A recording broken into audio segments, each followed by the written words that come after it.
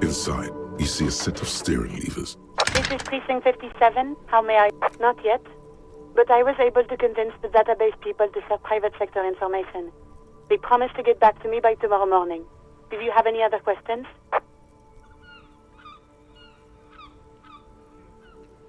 57's over and out. In the cabin, you see a...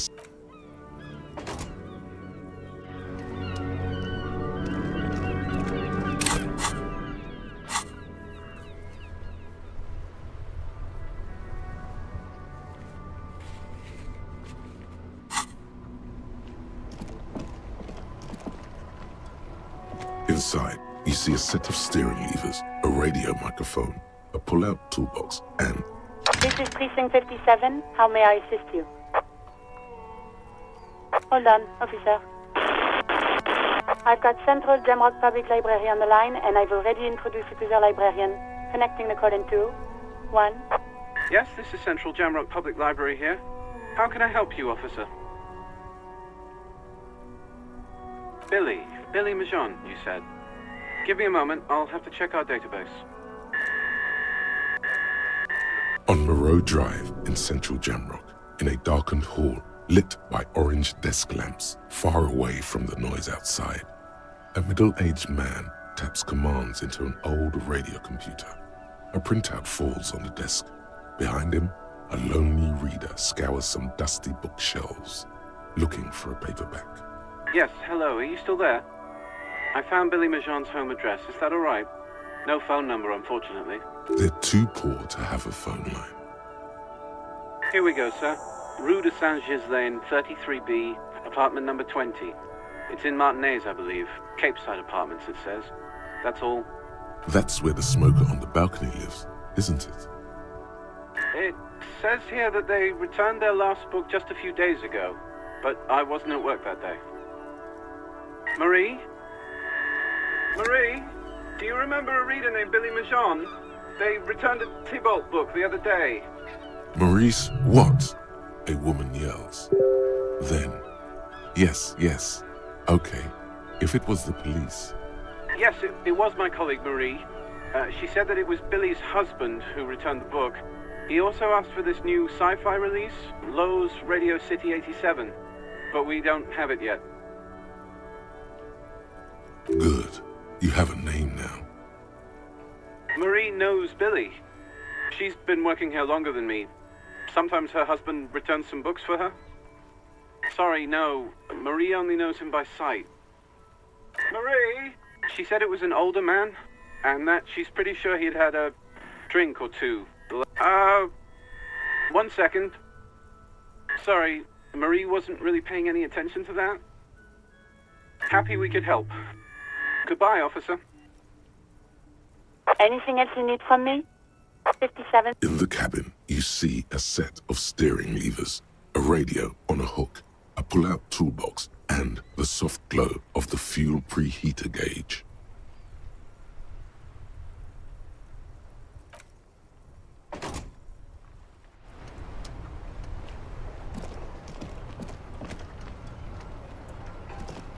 That ride is fucking Hey, piss. Look who it is. Shrunken cophead material.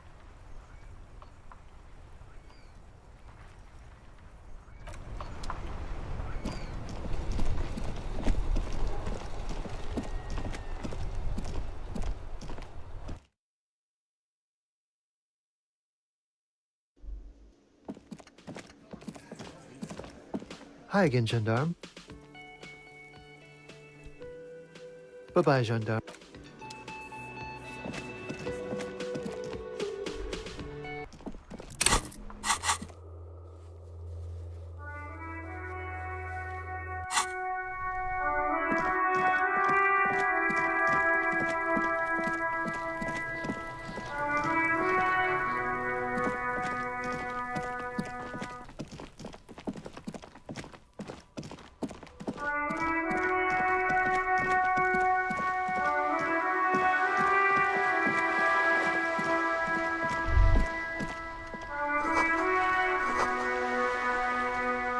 There, working class drunk. You know what this means, right? Cracked it. All in a good day's work. What do you mean, what did I crack? Look at how working class that drunk is.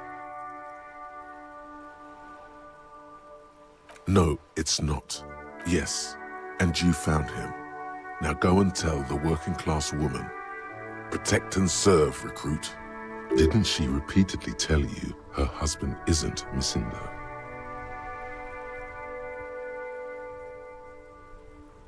Do marriages make any sense? Does honor? You're not a filthy philosopher. You're an officer of law. It's time to ace this case and not brood over your reputation. We can deal with the perception management later. Not honorable, recruit. Not honorable at all.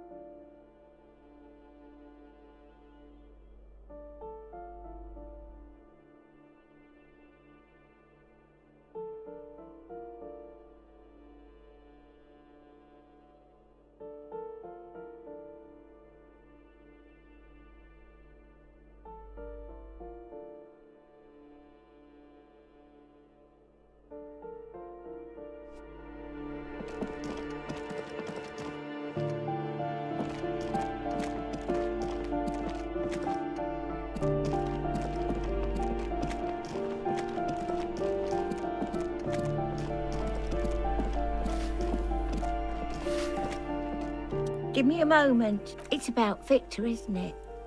It's always about Victor with her. You'll find the Maisons in apartment 20 upstairs. It's one of those doors on the balcony.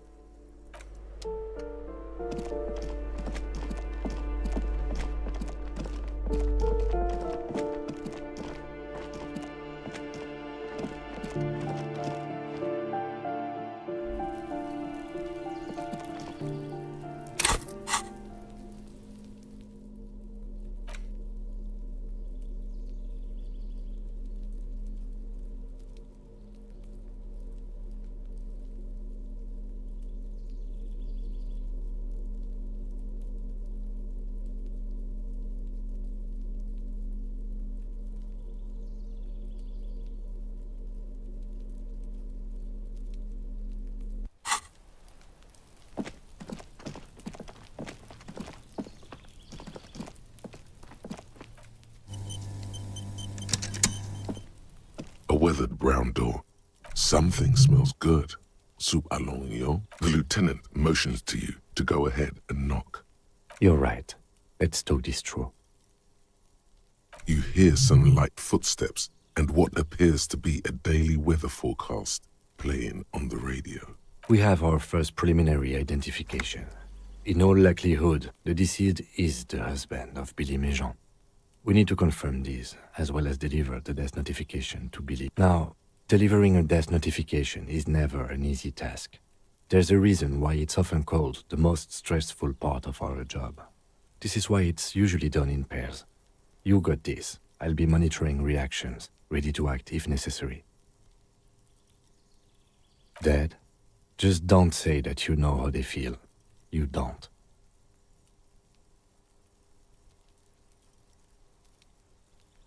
The lieutenant motions towards the door. Hello? Who is it? And someone turns down the radio. The police. A moment, please give us a moment. Tidying up. Come in, the door is open.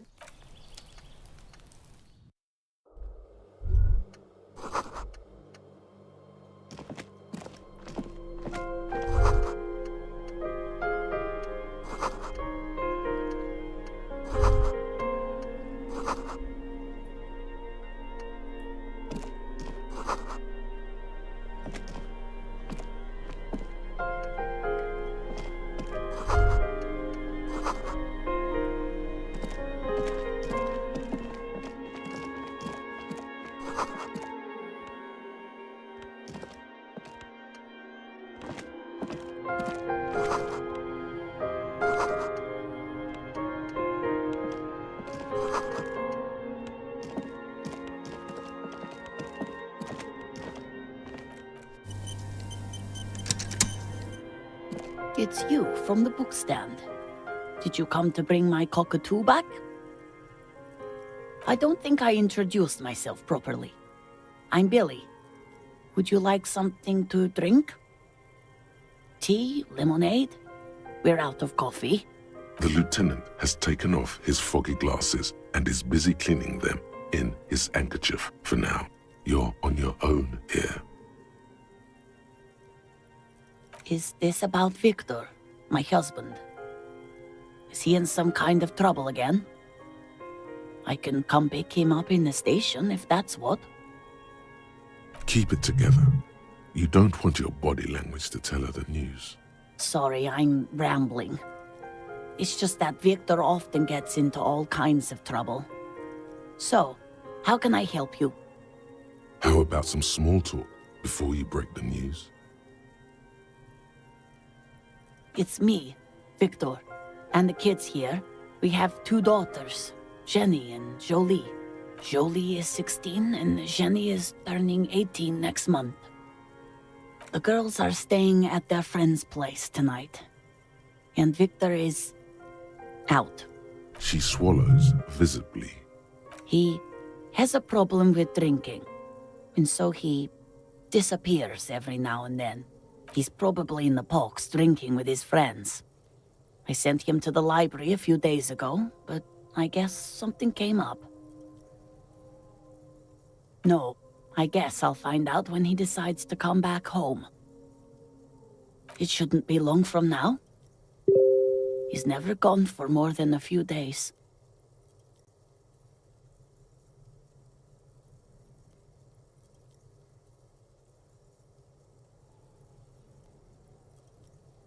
Oh, it's in Jamrock.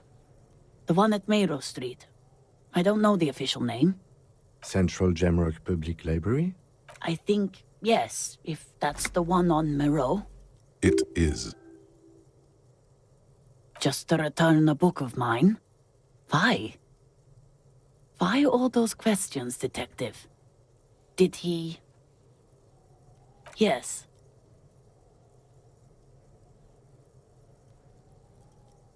His old leather jacket. It's just your average brown leather jacket, but he bought it as a teenager, so... Yes. The lining is hand-sewn, it's blue. I tried to make the thing more weatherproof since he's running around with it in the middle of winter.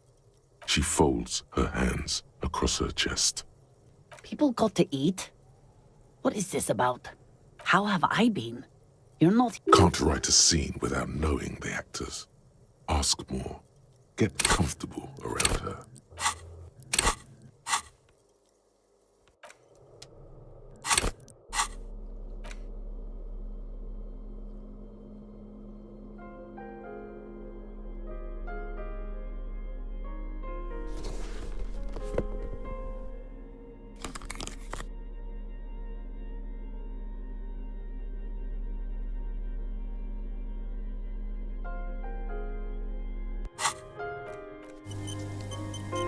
She looks up, too anxious to say anything. I don't want to. I don't want to do this.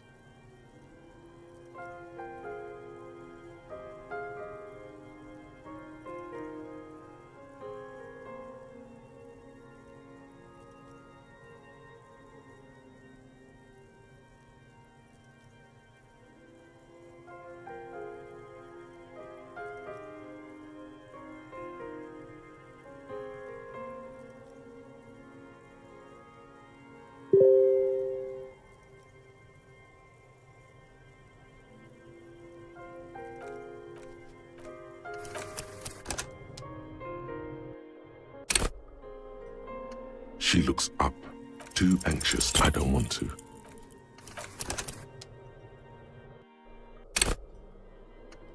She looks up, too anxious. I don't want to.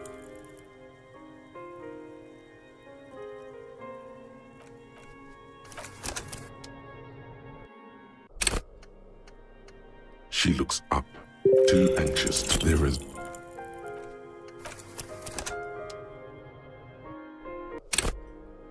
She looks up, too anxious. I don't want to.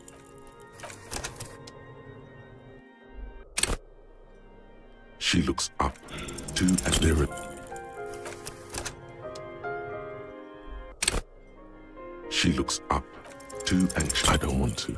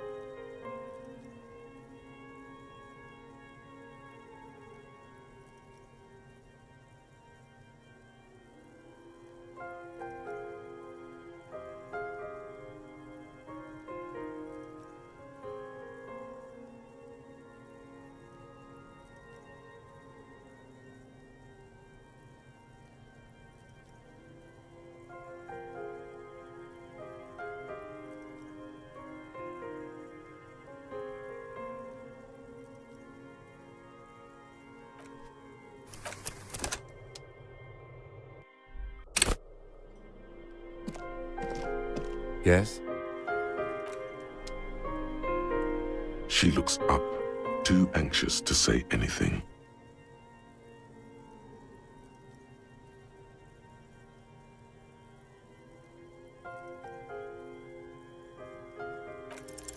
I don't want to.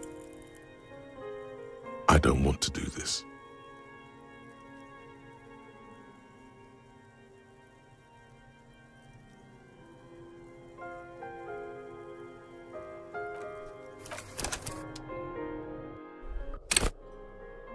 She looks up, too anxious to. I don't want to.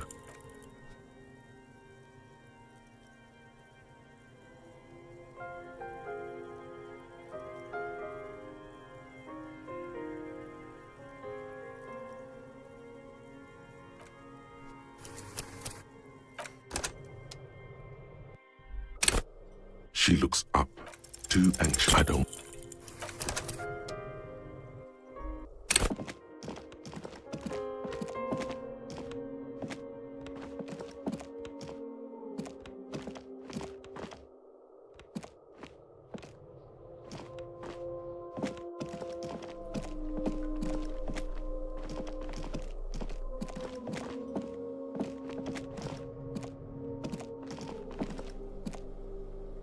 She looks up, too anxious. I don't want to.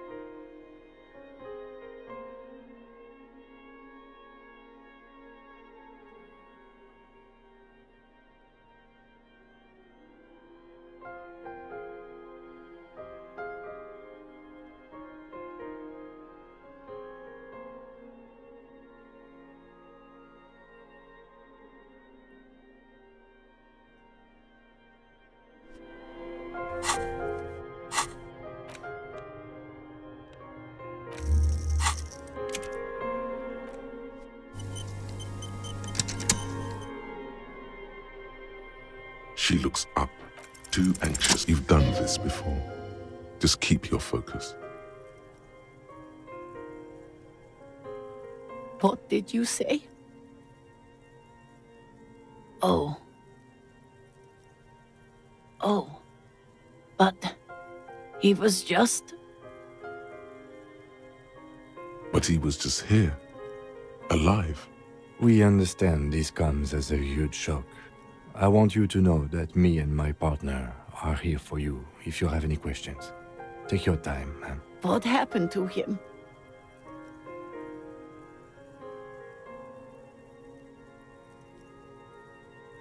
Was he drunk?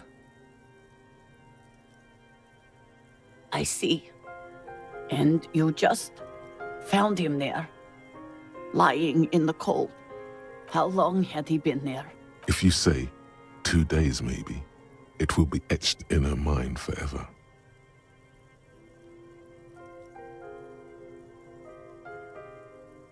She blinks, eyes welling up with tears, as her hand starts searching for something from the pockets of her dress. The handkerchief.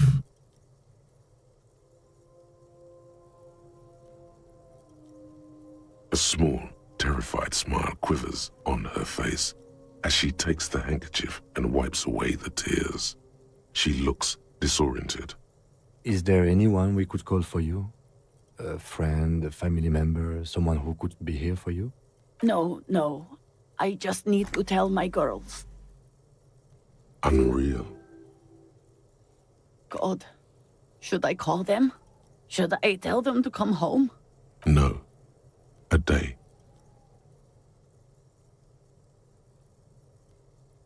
Good. That's probably the right thing. Thank you. Just tell me, what do I need to do next? Where is he? Can I see him? We've taken him to the city morgue. The local coroner will be contacting you shortly to arrange the funeral. Here's his number in case you want to contact him earlier. A very good call. Is there anything else that the RCM could do for you? No, I'll call you if something comes up. I'm still... Thank you. Thank you for telling me. I'll call if... These are her last reserves of strength. Her muscles will give in soon. Already, she starts to shake. We should step outside and talk.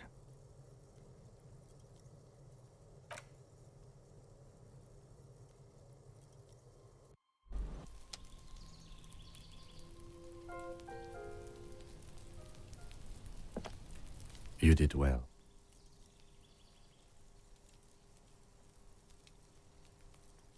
I'll call the station when we're finished with the day, and let them know the name of the deceased.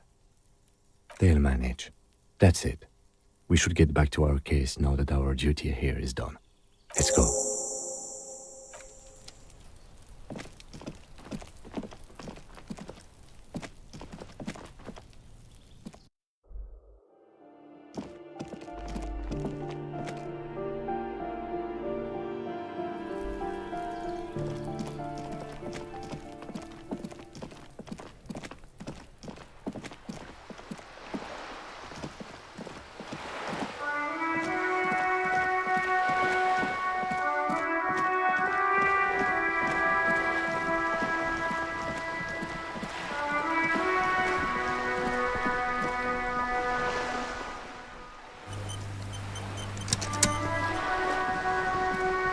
You're back. Good. What can I help you with? More lessons in basic reality? My favorite part of the day. Go ahead, ask me anything. 6 kilometers southwest in the Valley of Dogs, Junior Officer Chad Tilbrook takes aim at a rabid black dog licking its wounds in the grass. To his left, his partner, Emil Mullins, whispers, "You heard what happened to Tequila Sunset in Martinez?" "Yes, he lost his mind," Tilbrook answers, fingers on the trigger. "Don't worry, Emil." He pulls it out slowly. Slowly now. He'll find it again. We always do. You're an officer of the RCM. Preciso mundo. Nothing more nor less than the de facto law enforcement body of post-revolutionary Revachol, Detective. Yes, we are the Revachol Citizens Militia. He's being sarcastic. Yes, that means not de jure. The RCM acts in what is poetically called the twilight of international law, both at the behest of the coalition government and to its chagrin. Permit me to conclude with this. Who you are to me is the police, the only legitimate law enforcement authority in Revachol. And if those authorities drink so hard they need help recalling the basic terms of reality, well, I am here to help.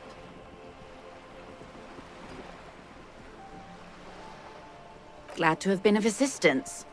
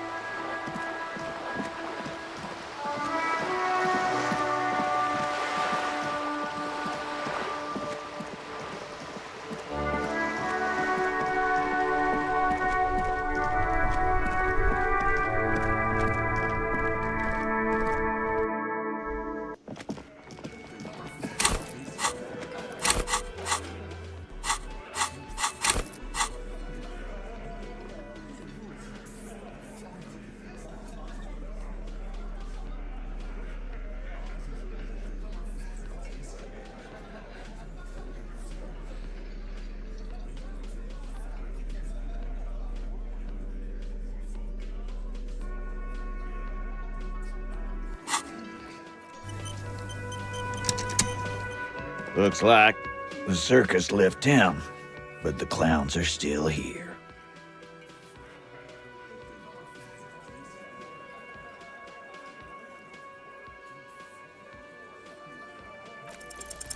As you look around this room full of sweaty men, swearing, drinking, spitting out tobacco, does this look familiar?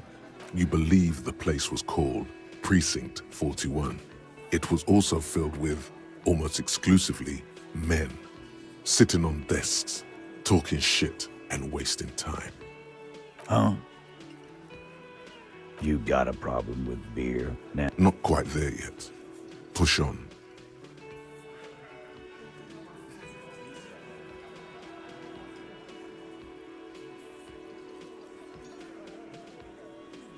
Speak for yourself, buddy. I've been running this outfit for 10 years now. You should have seen Martinez before it started. It was like Jamrock now. They didn't see shit, man. Kids getting shot. We had 3 shootings a week. Fucking graffito everywhere. You cops haven't shown up since the 30s. Congratulations on the graffiti removal. All I see is you sitting around talking about Monica's titties while there's a rape victim. So what? What do you want from me? We took care of that fuck. Don't let him drink that. One more push, quick.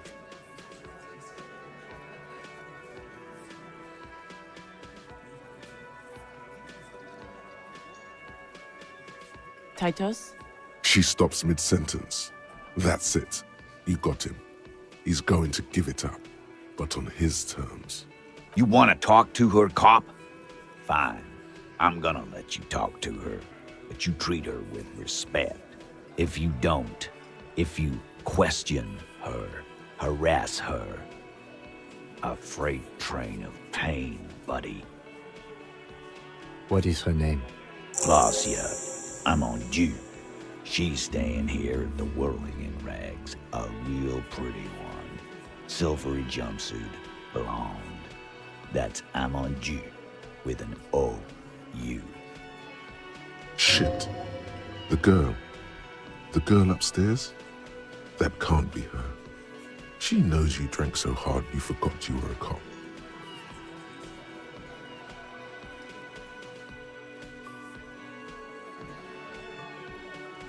Sure, why not? You've probably seen her around. You inexplicably add cool after the victim's name, but no one notices. Your spine is too damn straight. None of these people would ever suspect you've met her. Calm, normal. Try to forget this little hiccup.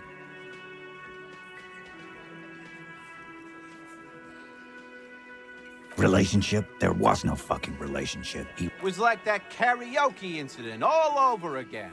Or like some of the other girls he was harassing. Okay, enough. All of this is irrelevant to your stated investigation. He did it before we killed him. He's not gonna do it again. So what does it matter? It would help if we establish a timeline. All right. 2 weeks, maybe? I don't know. I need another beer. Here you go, boss. I know her. How well do you know her? A small twitch in the corner of Kim's mouth. He has a hunch about what knowing means. Well enough, Copper. We party. She's been here for a few months. He tries to make it sound real casual, but the muscles on his neck tighten. You mean Revachol? Nah. Our Miss Aranye disco dancer is an immigrant or a drifter of some sort. Been staying over here over the winter. Don't you give her any more trouble. She's just had some bad luck, that's all. Shut up, Angie. She doesn't need your help. Titus gives them both a look. They fall silent. What's with all the silences? It's like these guys don't know how to feel about this. You should keep picking at it. And what was up with the partying she and Titus did? It sounded fun. What do you think I meant? Yes, yes, and no. Got something to say about it? No, we just fucked. That's all. I'm not gonna give you any details if that's what you're after. So put your dick away. He really went out of his way to seem comfortable with this topic. That's all you're gonna get for now. He's doing a good job here. A commendable performance of, I don't give a shit. You don't know her.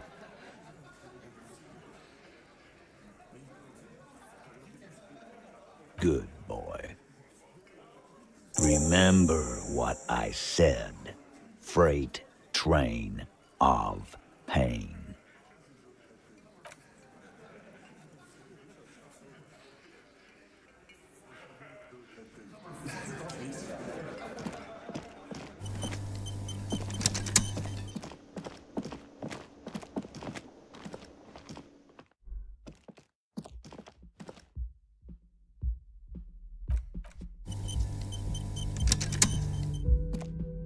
The door is closed.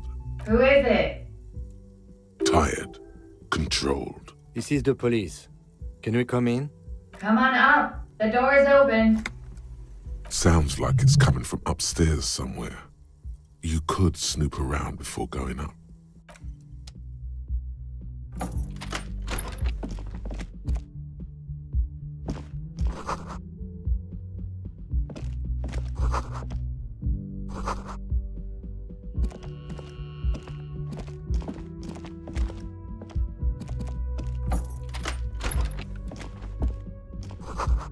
This medicine cabinet is full of wares. Sheets of pills, haphazardly stacked, one on top of the other. There's also a toothbrush. It's been used quite a lot. Pharmaceuticals line the shelves. Sheet upon sheet of pill bottle next to pill bottle. Acetylic acid, APAP, eye drops, blood thinners. Pill bottles rattle like bones as you search the cabinet. Paracetamol, histoperidol, something in a foreign language you can't read. Behind them, an unusually shaped nasal spray. Its label reads, Nacra. Nacra? This is used to treat opioid overdoses. Always handy to have around. Interesting. That's used for diamorphine overdoses. You could say he's on the lookout. Among some foreign, probably Messinian or Gotwaldian, marked red blister packs you find. What do you find? This is going to take a little know-how. This medicine cabinet, among some foreign, probably Messinian, or a bright orange bottle with peptide stamped on it, in sunny, happy letters. Jackpot, baby. That's the stuff you're looking for. Your palms begin to sweat just holding that little plastic container.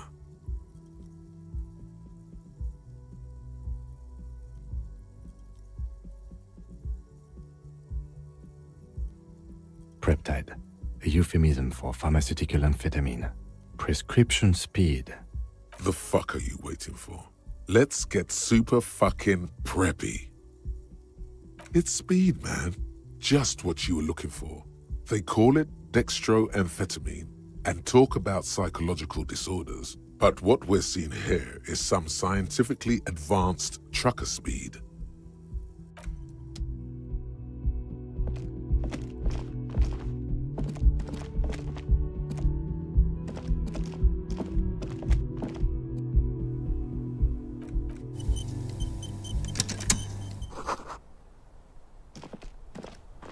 This window is pristine on the inside, unlike the one next to it. Light from the desk lamp reflects off the glass in an untarnished golden halo. Smooth as ice. There are spots of mud and rain on the outside, even smudges. But the surface of the window is clear from the inside. No chips, no hairline fractures. Following your lead, the lieutenant leans in closer to inspect the surface. Looks like it, yes.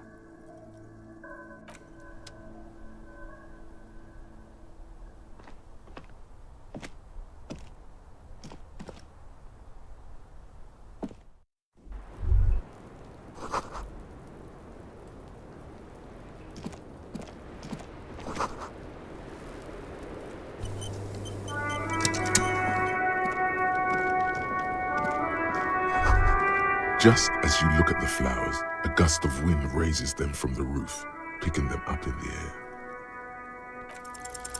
You catch a single white flower between your fingers. The rest fly off into the wind. It's a Maybell.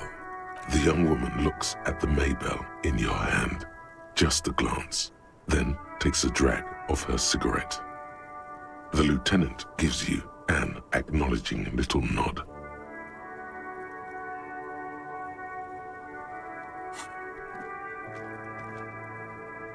Your 9mm semi-automatic finger pistols produce a satisfying snap.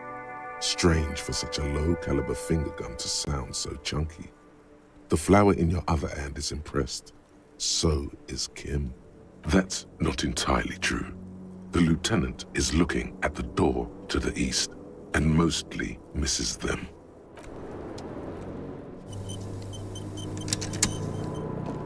Welcome to the roof. Her hair is still slick from the shower. Below her silvery jumpsuit, an athletic young body, built long and lean. I'm sorry for the mess down there. The cleaning lady hasn't come by in days. I'm beginning to wonder if she ever will. It's much nicer now. Where the dead body used to hang, clearly visible from the roof, but no longer. Thank you for that, officers. Truly.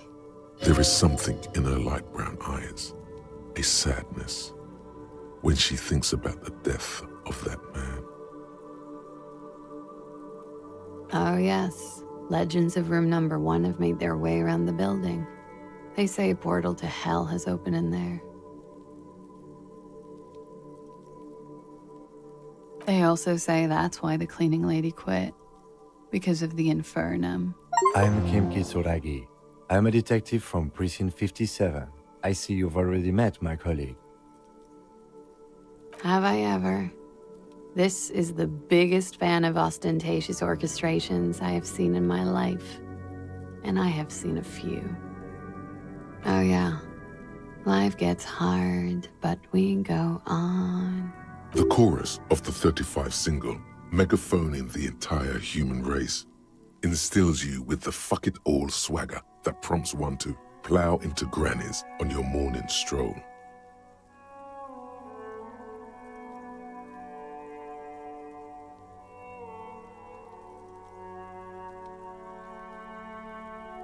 That's the one. The small, sad church song. I've missed it. I really have.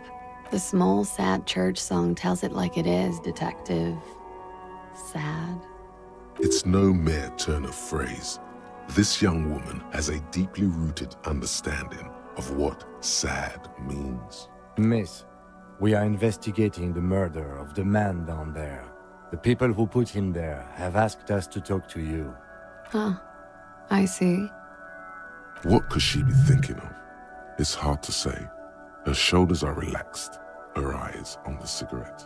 It's like she's disappointed this wasn't about more entertaining matters. Plaisir Amandu. Same name that Titus gave you. It sounds Oranese, as does her accent. Her birthmarks also signal Oranje. You don't know why, but Oranese girls tend to come speckled with them. Right, sir. Vredefort, Republic of Oranje. I guess you could say I am an Oranese expatriate. Wasn't the tattoo on the hanged man an Oranese map of the waterways? The thought begins to form in your head, then dissipates. Something for later.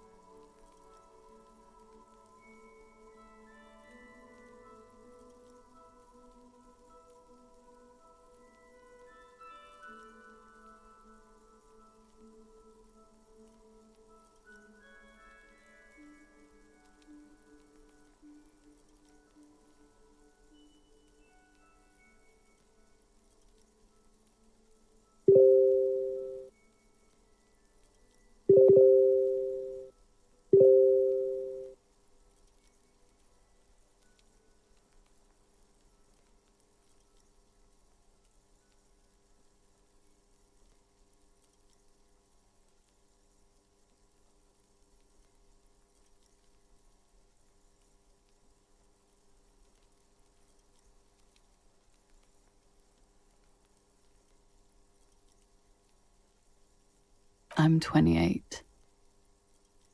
Something stupid. Oranese lit. Oranese literature. It's what I studied at the university. Fear of failure, fear of death, how it sucks to be Oranese. All national literatures are... only the name of the nation changes.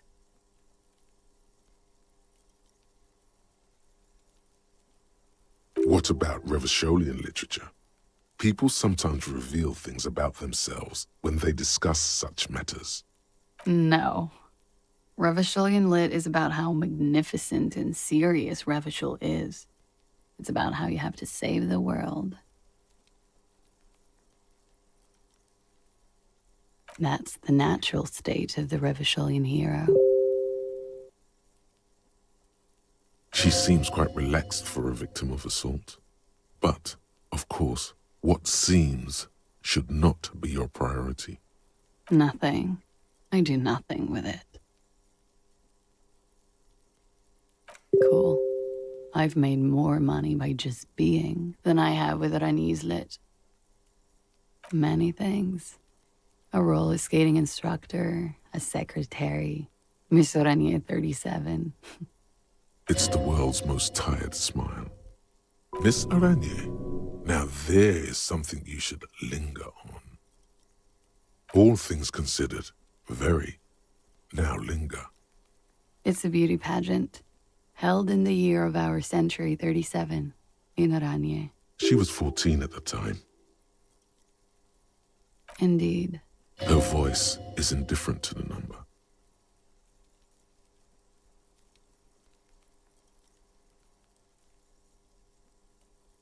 Full disclosure, I was Miss Teen Oranje 37.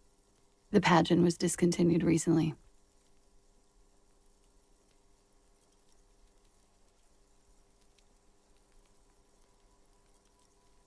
Another innocent tradition bulldozed by the march of ethical progress. I'm afraid you can't, officer. Why is that? Because it's buried in a sealed plastic bag at an undisclosed location on the coast, along with cash and airline tickets. Thank you for your candor. Why? They say so in your tourist brochure. Keep travel documents away from your person when west of the river.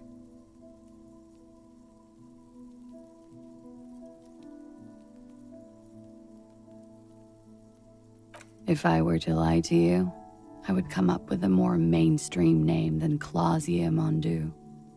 It's a weird name. She seems to be telling the truth, sire.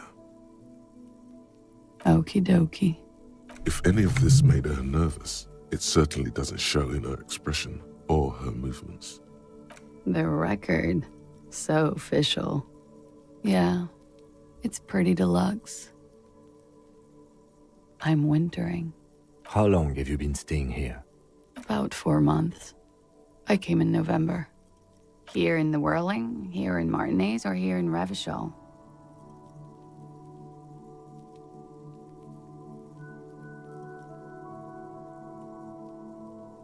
I heard this is where the washed-up disco has-beens go.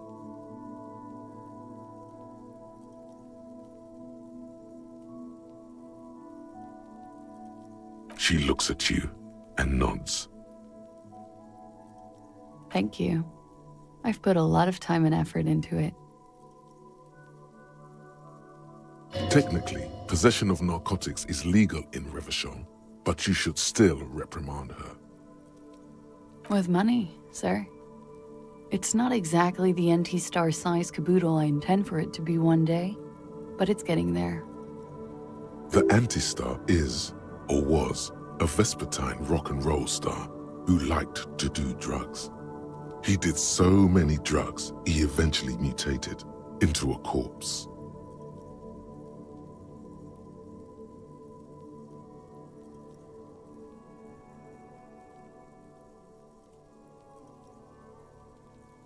Oh, yes. One of my favorites. It cures many ailments, like not being able to stay up for 36 hours, not being happy. It cures those ailments. It's just a merit speed molecule, basically. Comes in handy when you've done too many opioids.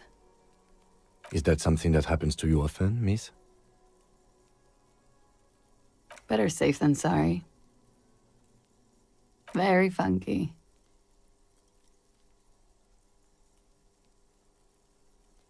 It is. The lieutenant makes a note in his notebook. He finds the answer unsatisfying. Okay.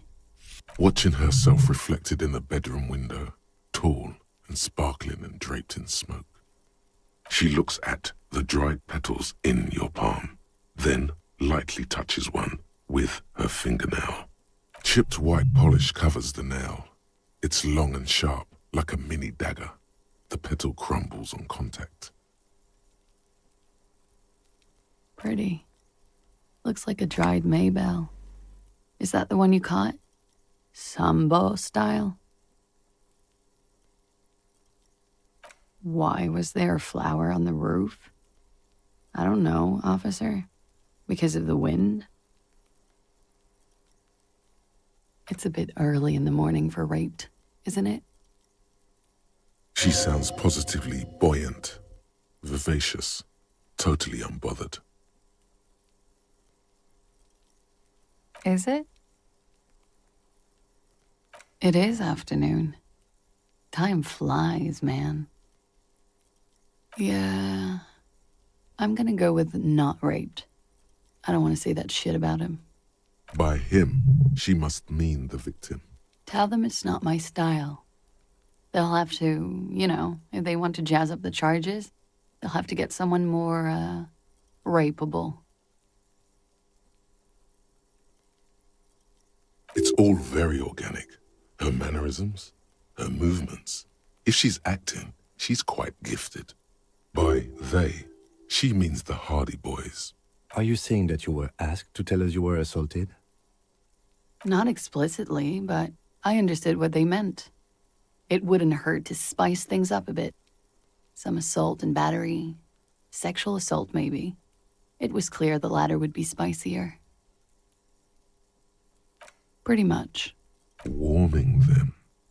She must be very cold. and exhausted of this life. I'm 89% sure.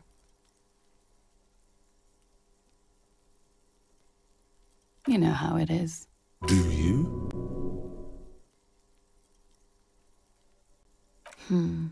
Maybe you don't know. There are numerous cigarette burns on those silvery scales. Easy to see now that you're closer.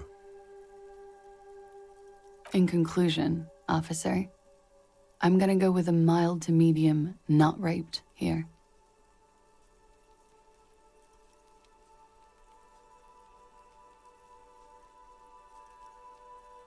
Serious. You hear cracking in her shoulders. Let me make this 100% clear then, officer. I was not sexually assaulted. Would I be this flippant if I had been? We partied.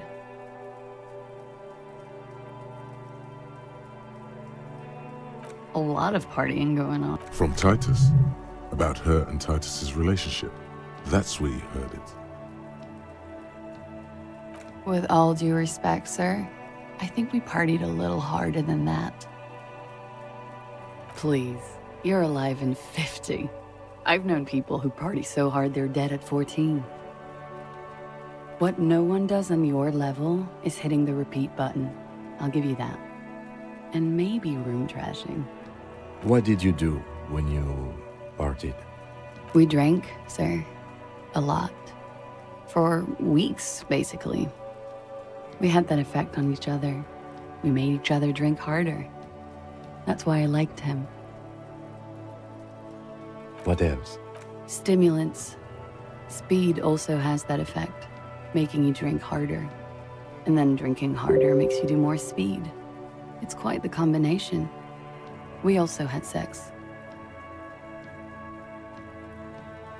A little. The drugs were good enough, and we did enough of them. How did you two meet? Downstairs, at the bar. He was on some sort of assignment, a military man, as you probably know. Had a cool, scary scar. When was this? A month ago? Something like that. Oh, yes. I've had a great view. From the roof, out of the bathroom window, in my dreams. A bitter cringe. It hurts. You look to the lieutenant. He takes a small step closer. You called us, the RCM. Yes. Jackpot. I made it. And I would appreciate it if you didn't tell everyone. In Martinez, they call it snitching. Reporting crimes is confidential in Ravachol, miss. Because I couldn't handle it anymore. None of these people called.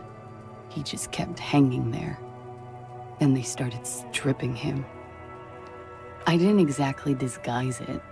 I just muffled the mic and nicked the landline a little. With nail clippers. And I diverted some radio fuzz into it, into the cold wire. So, she's God's mystery foam cutter. Did I? Fuck. I didn't mean to. I had no idea what I was doing. Still, that's pretty clever tampering. Simple and clever. Crossing the lines like that. Thanks. She looks a bit like a little girl who's just been complimented on her bike repair skills. I don't know, sir. It was stupid. I was drunk, too. I was probably afraid the union was listening in. Locals say they have ears in the wires. We're not entirely convinced about that answer, but okay. Let it slide. Pushing won't help here. Thank you for making the call, miss. It was the right thing to do. I didn't want to, sir. But if I hadn't, he'd still be hanging there. I'm sorry, I can't do it. Not right now. Later, maybe. I keep seeing him. Like he is now.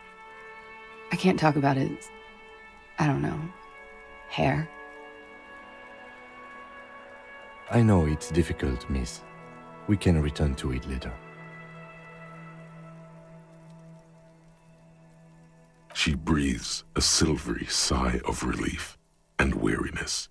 The air on the roof feels humid. Should we head by downstairs, officer? We may have things to discuss there.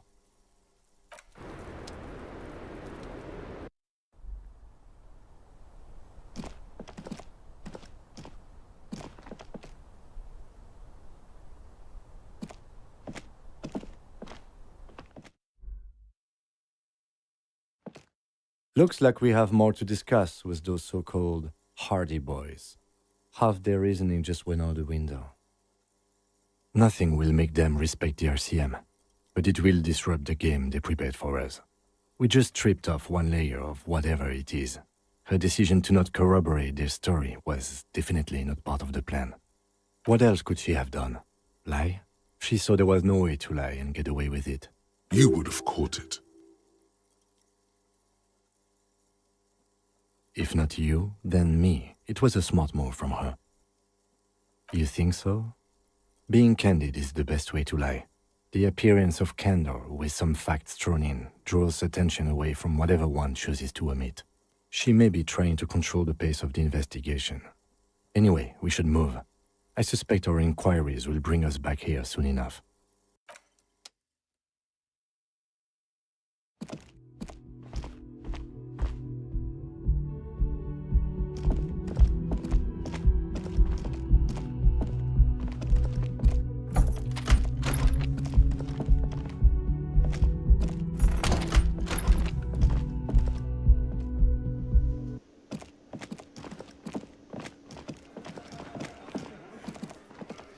I've got nothing to say to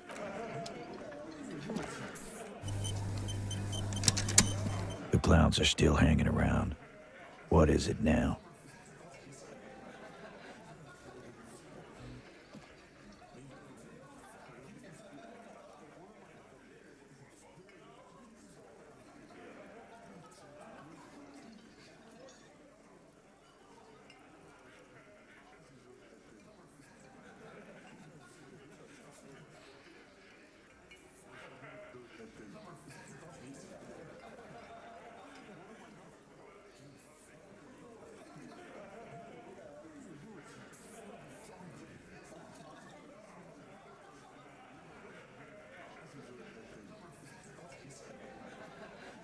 Fuck! I knew that fucking whore couldn't be trusted. For the record, Titus Hardy did not explicitly specify the victim as a whore, nor did he say anything about trusting her.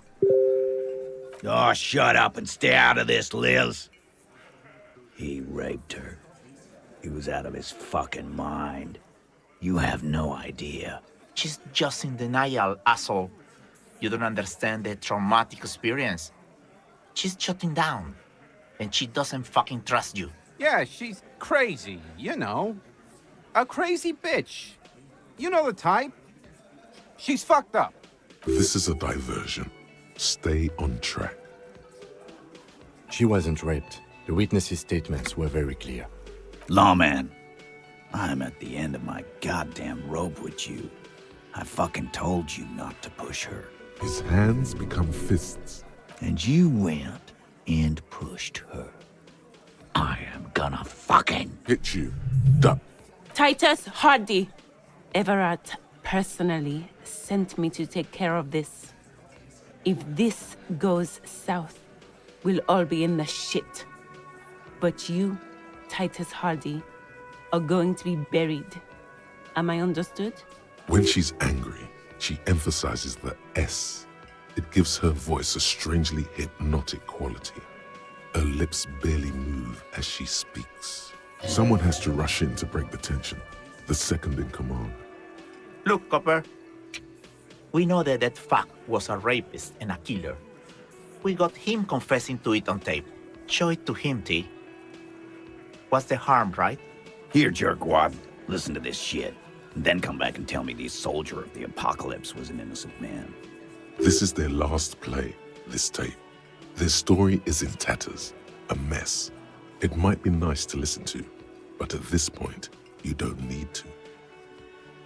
You don't care about evidence. The fuck are you a cop for, then? Pigs, T. They don't care about getting the truth. They care about getting convictions. They are... I won't be on your bulletin board. If you don't listen to the tape, we got nothing to talk about. There's a lot of questions. If you ask them now, they'll just keep bringing up the tape. Listen to it, and they'll have nothing to hide behind. Don't forget your tape, lawman.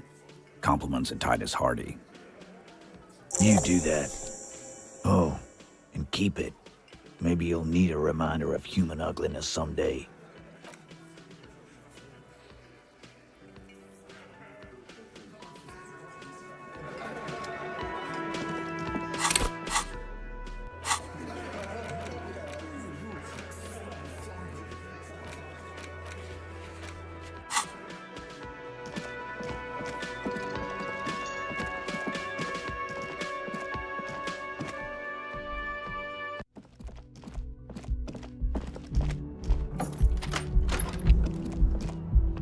The compact tape player is still, and the machine was made in Revachol by a company called Le Mercier.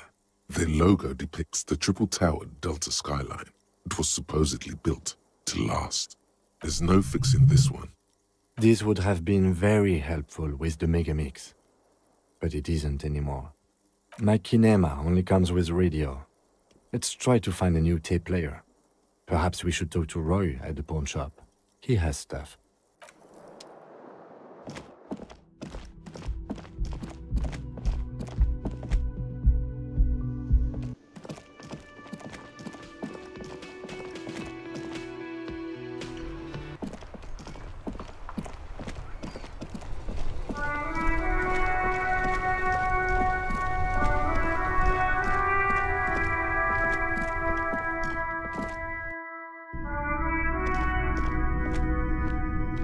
Hello, hello.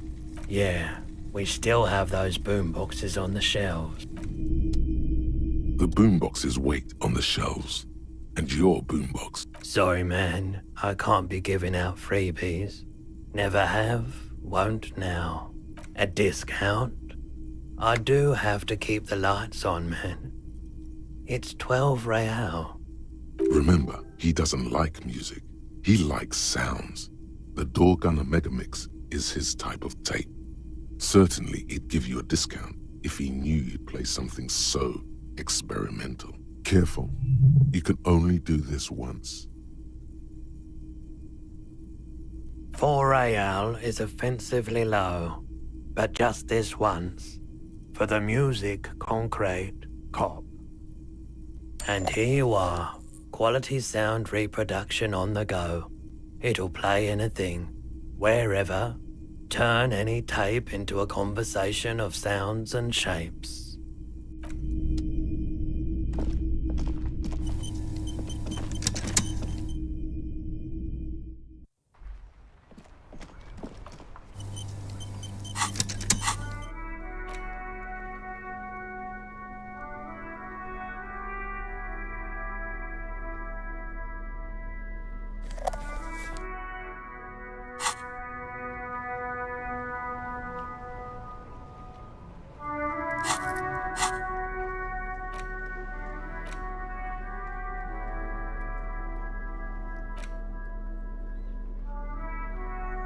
Six crumbling petals rest on your palm. They're white, a bell-shaped crown. This is the Insulindian lily, called Maybelle's or Lucille's tears during the Revolution. Girls used to pin these on soldiers before sending them off to battle.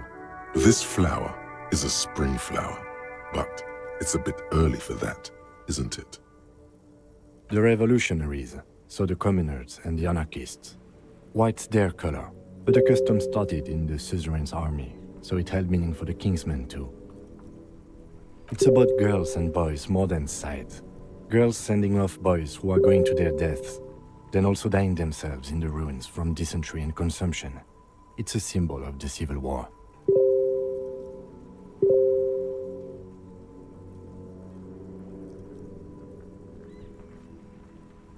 Yes, but not this early, not to my knowledge. It looks dried, preserved. Maybe, maybe not. We'll see. The petals feel dry and fragile in your hand. Water flows under the channel bridge. Dark water. You rub your sides for warmth, but there is none. Inland, above the Martinez distributary, the channel that brought wastewater from the silk mills of Jamrock, and then dead bodies during the war. The wrinkled fingers of an old man crush flower petals, then sprinkle them in the stream like white salt. Wait, have you noticed there's a war veteran playing a ball game on the plaza? You should ask him about the flowers. The porter reel is just what you needed. The reels attach to the apparatus with a satisfying click. The tape is routed behind the magnetic reader. You push Command C, and the tape starts spinning. Violent static and machine sounds fill the air.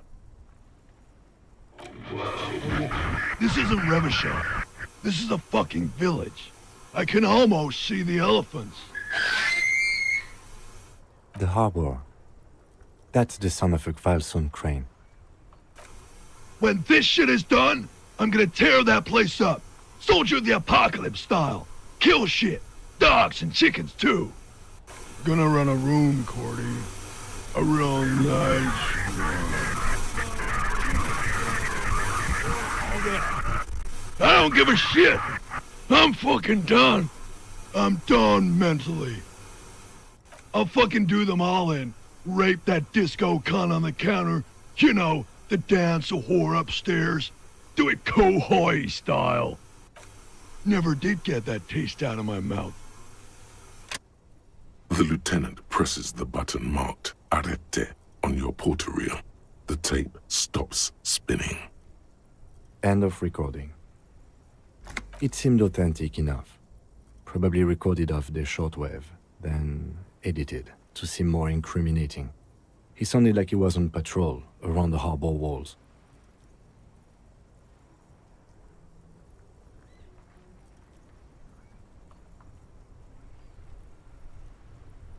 Indeed, but one of the other mercenaries, I think. The one he was talking to. A friend of his? A village on the Samaran Isola, in South Safre. Grad committed war crimes there, the kind of thing he talks about.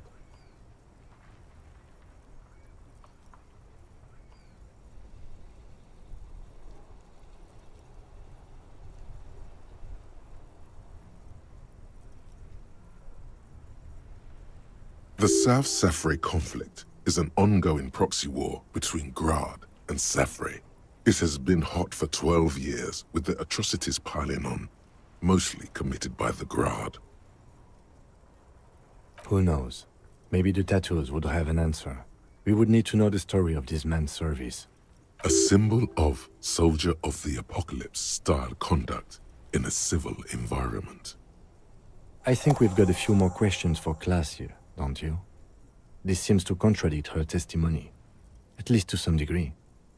As you take out the tape, the boombox tunes itself back to the cheery radio again, spewing out beats like it's a Friday night.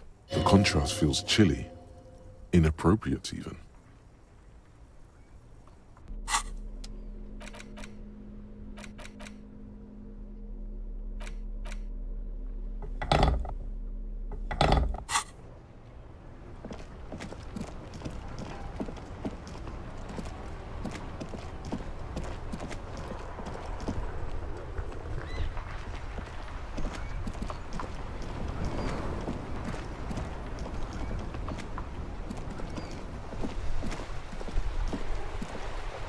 Vigilance officer, what can this old carabinier do for you?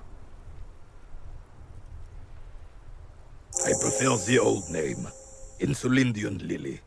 Girls brought them to young cadets when they entered service. Wearing them on your cap was supposed to bring good luck. It used to be.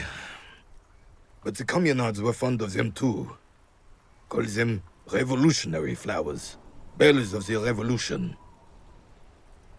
You know what? No. They brought me misery, false hope, and disappointment. The revolutionaries sullied them. But it wasn't the revolutionaries that sullied the idea for you, was it? She gave them to me too, and your jealous little heart just couldn't accept it. She must be the woman from that picture, Jeanne-Marie. Enough! I can go over these matters in detail with you, Gaston, but not while we have company. So, officers. Maybells don't blossom yet, do they?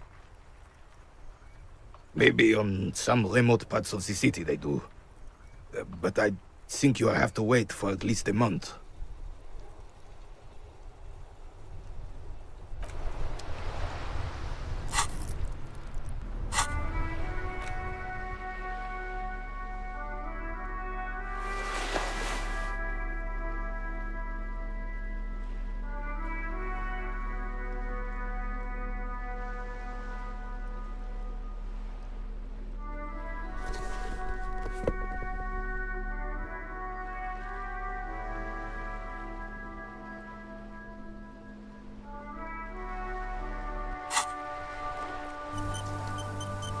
Vigilance officer?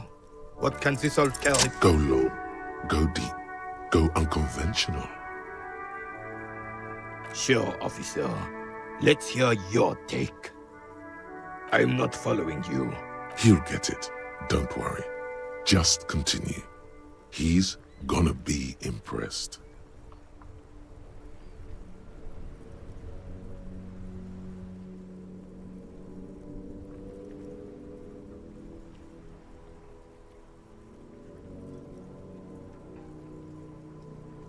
The man stares at you, silently frowning.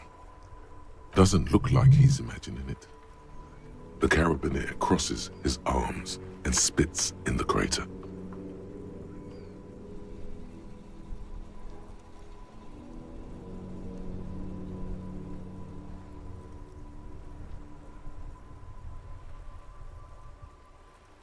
You're talking about getting blackout shit-faced drunk and going into delirium, right? The lieutenant looks up from his notes and nods to the old carabiner.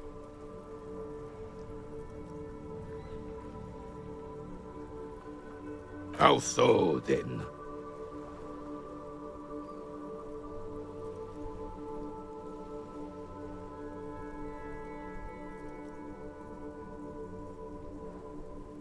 The lieutenant sighs audibly, but keeps his eyes on the notebook. And I thought getting my knee shattered and surviving on rat carcasses in the trench was bad. Here, have one of my medals. You've earned it, officer. Your sarcasm will be your undoing, old man. Can we get back to our game now? He mumbled, "You certainly had me fooled."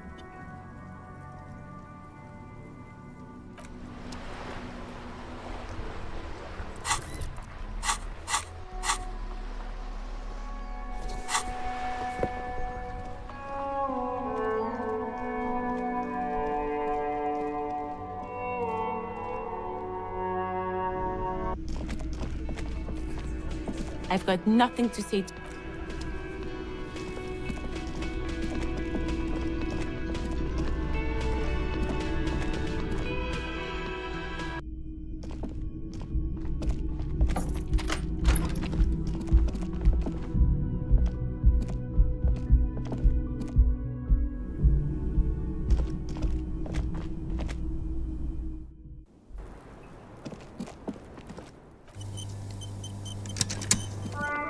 Officer, it's a fine day for questions. Why not? I'll be here until 11 p.m., drinking coffee, most likely.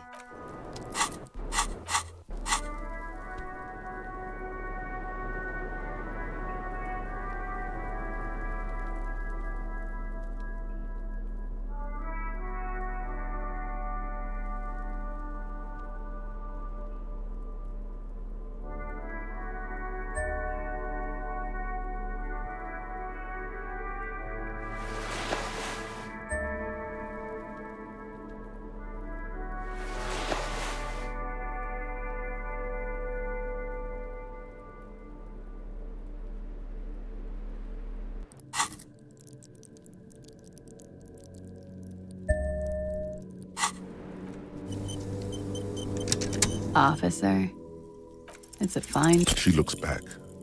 Time moves slowly. The triangles of her face rearranging into a weary smile. Don't worry. We will protect you from her beauty. We will consult you through the reefs and sounds of her persona. We will see through deceits. You are shielded. You are wise. You are advised.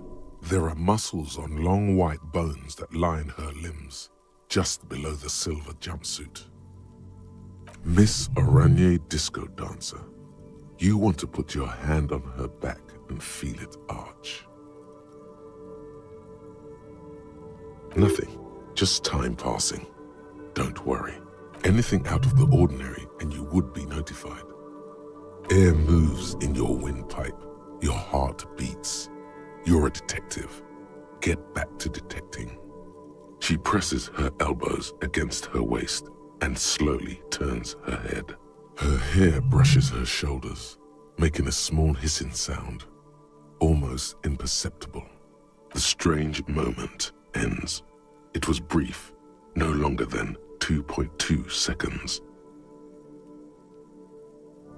She puts her coffee cup down with a soft ring as the porcelain meets the metal table. Did he? I never said he was a good man, or that he had good intentions. Only that he was never bad to me. She doesn't care. If anything, she sounds amused. Where did they get this recording exactly? It's intercepted radio chatter of the deceased, recorded via a de-encryption station. It's authentic enough. Does he say he's gonna do it Soldier of the Apocalypse style? Yeah.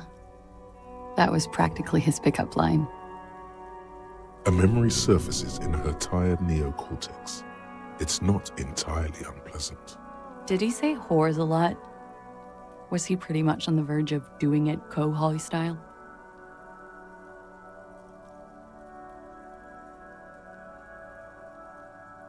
He wasn't actually there. He didn't do a tour, or at least didn't tell me he did. Would have been overkill anyway. He lived his own little Kohoi. It wasn't his everything. Yes, was he bragging? Oh no, I'm pretty sure he did all those things. Then integrated them into his idea of normalcy. To keep on living. Until they just sort of turn into his, what's the word I'm looking for? Running joke. I was gonna say running joke. And it sounds like you didn't even get the good bits. Lely's punchlines got way, way funkier than that. He was like the Seminoles conflict, the Kohoi massacre, and the 36 famine in Yezud all rolled into one person, then cast in Orani's ceramic armor, which he wore in bed and in the shower. Afraid of what? That tape the Hardy Boys recorded? Your mother probably never told you this, but girls are evil.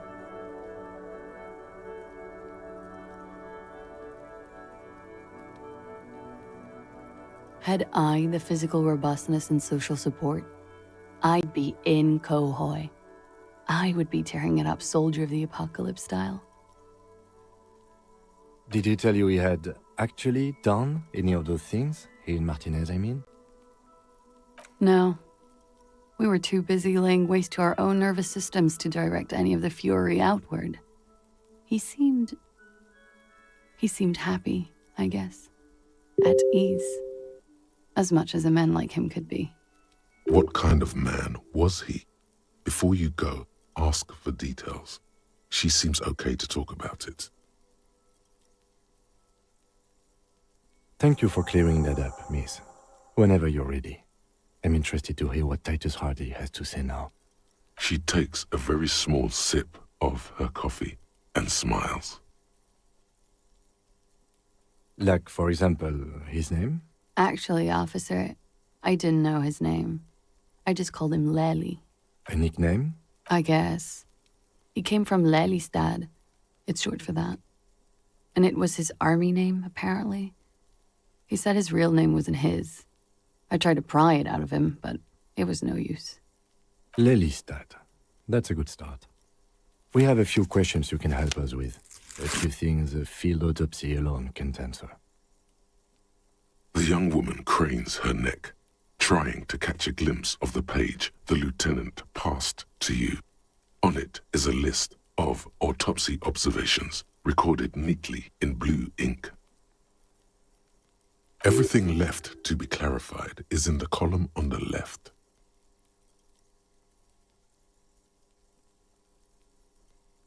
He was 42. 42? Are you sure? I would have had him above 50. He had many scars that made him appear older. But no. We even celebrated his birthday, like, some weeks ago. It was a funny 2 days. He had little reason to lie to me. We were slightly off then. Thank you for clearing it up. A miss. In Oranje, officer. It's, I think municipality is the term. A nowhere town there. The Lelystad municipality has few boroughs and even fewer cities. It's made of agricultural plots near the border of Gottwald. Executive summary: cows, silos, and wheat. Oranje? Oranje's map of waterways? This fits with his tattoo. You were almost right, officer. That means his race was Occidental, not Mondial. I'll update the form.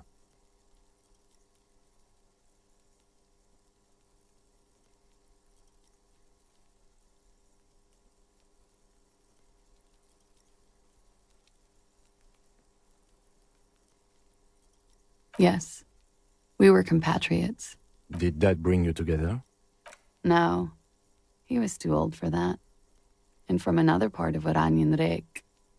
I didn't even understand his accent. What brought us together wasn't Oranje. It was bad habits. Sex, alcohol.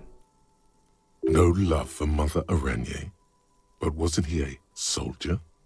This could be worth pursuing. No. He left the National Service after they taught him to do what he did on Seminine. He wasn't the flag-waving kind. He was the making money, killing people kind. He was by no means a stupid man. A people person. A small platoon leader. Certainly not a patriot.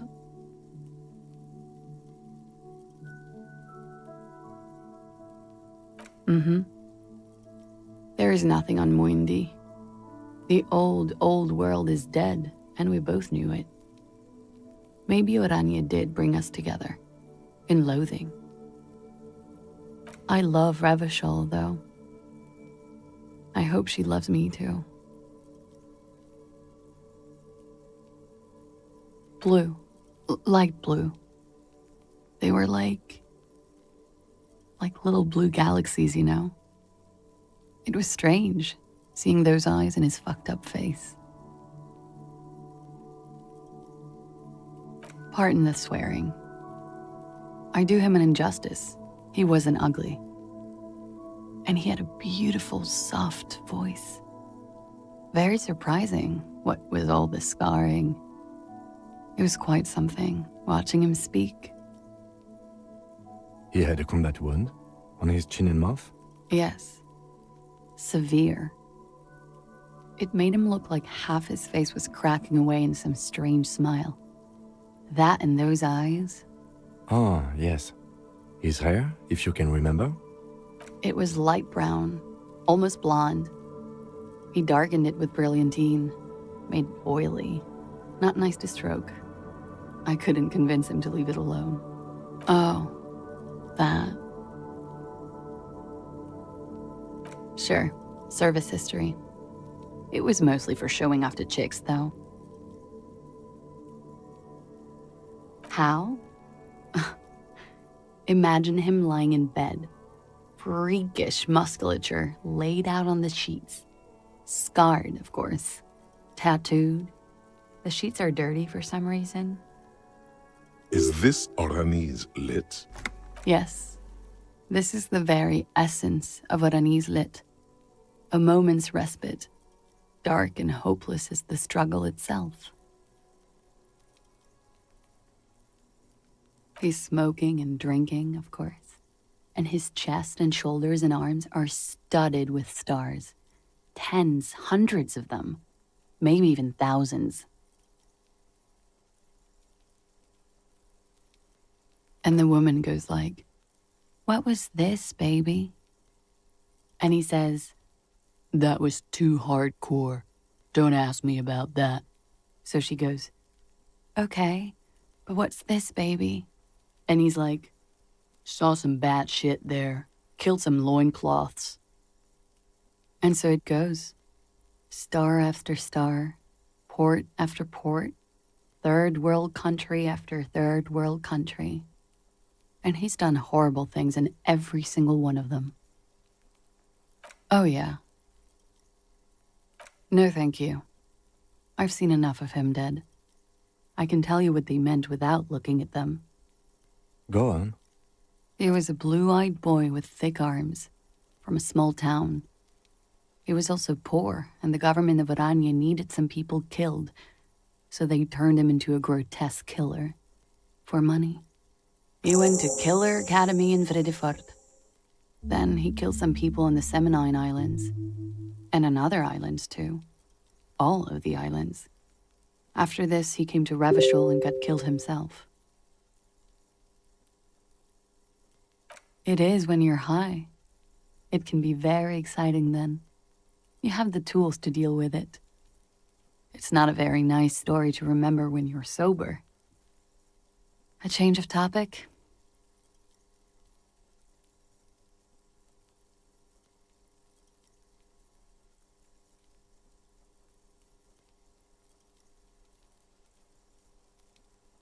A real rainbow splattering of pharmaceuticals, I bet. Barbiturates, amphetamine, sildenafil. How much does the toxicology report cost the police of Revachol? I can do it for half of that. Save you some money, make some myself. It's quite expensive, miss, but we'll manage without your help for now. All right. Coolly, gracefully, she pours herself more coffee.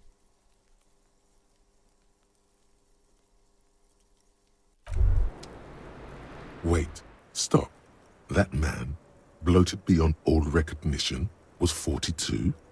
Below the damage, the weeks of decomposition, all the swollen indignity of mortality.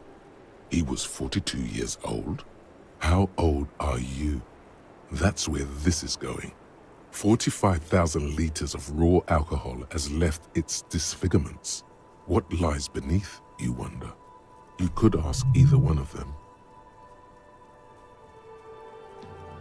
Huh? How old? 58?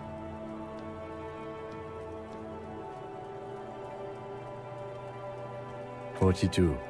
And he was deceased. He had been decomposing for a week."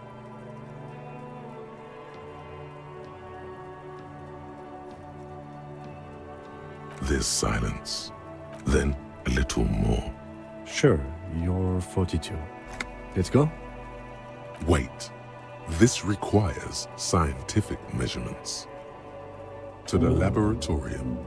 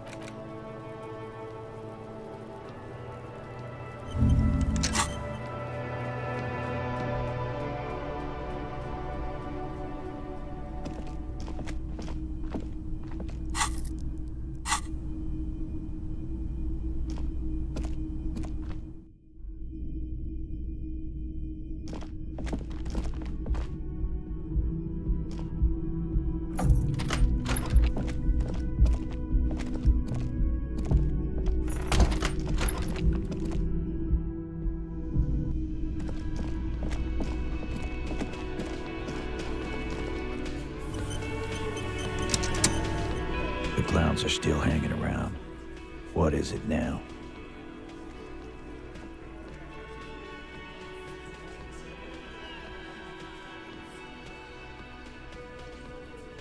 And he tenses immediately. Chest tightens, jaw sets, ready for another blow. That fucking fucker. You're the worst cops in Revachol. I gave you gold on that tape.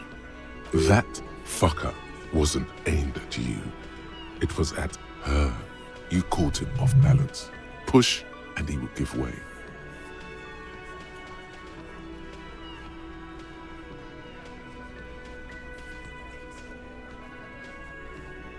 Fucking fuckity fucker. And what did she say then? That it's fine. People are supposed to be like that.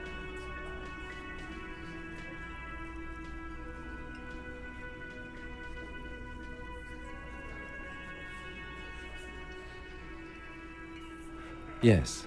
In fact, I think she thought it was a little funny. Funny?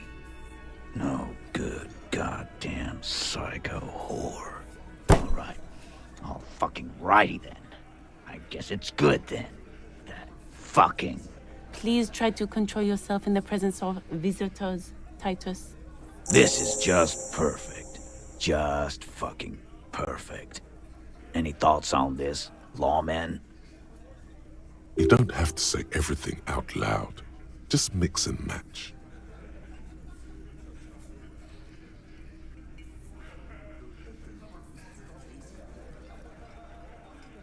Nah, I know her. She's just a girl, in over her head.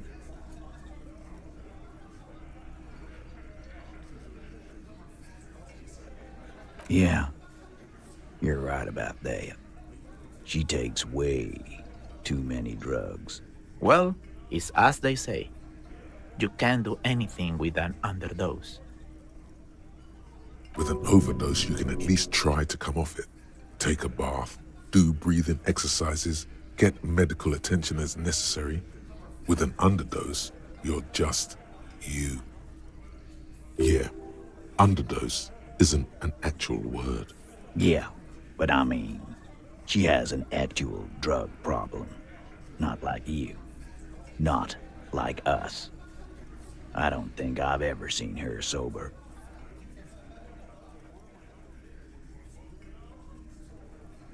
I already told you. We fucking hanged him. There's less gusto in his voice now. His men too are growing increasingly silent. The man is slowing down. Looks like a bad blood sugar crash. He can't keep track of all the variables anymore.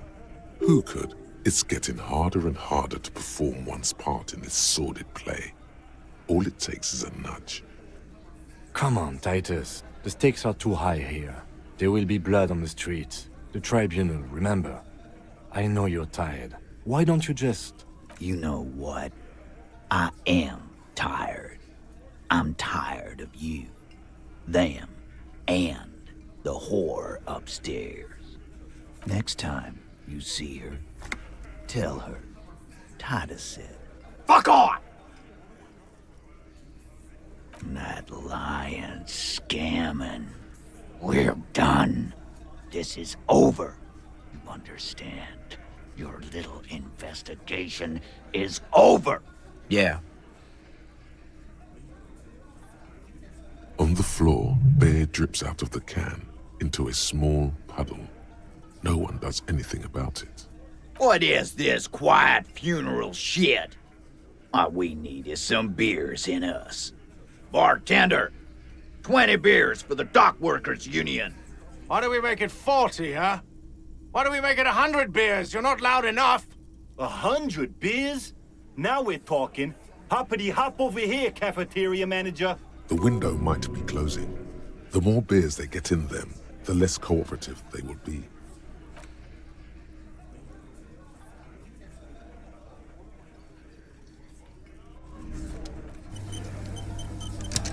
It's you again. What is it?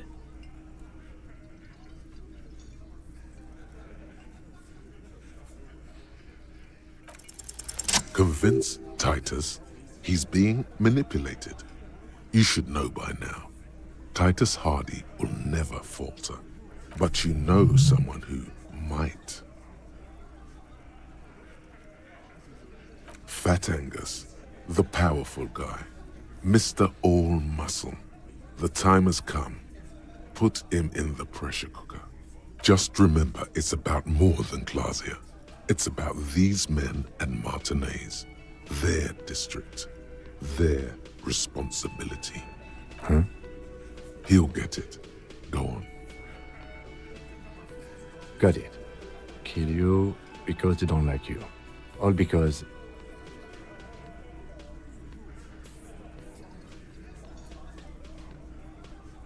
Bring that up one more time, and you won't get to write that report. Yes, I understand, Alain. That's your name, right, Alain? You'll kill us. That's what they do in the Wild North.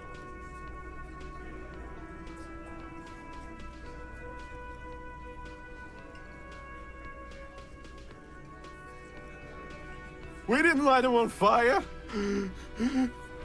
No one pissed on him either. That's it. That's the weak one. You flushed him out. Now go in for the... Officer, you will be next if you don't shut up. Firearm. A Glass 08 or a 38 caliber pistol. Either is small enough for you to have missed. He's onto you. He knows what you're trying to do. Steel yourself. Push on. Just ignore Theo. The lieutenant has put down his notebook. His hand is resting on his holster. He gives you an imperceptible nod. What? What does that mean? We didn't kill him. We didn't even hang him. He was dead when... Shut up, Angus! Fatty! Say one more thing to the cops and I'll... Dennis, stand down, or I'll beat your head in. Theo, take your hand off the belt. This isn't 31. I've got this under control.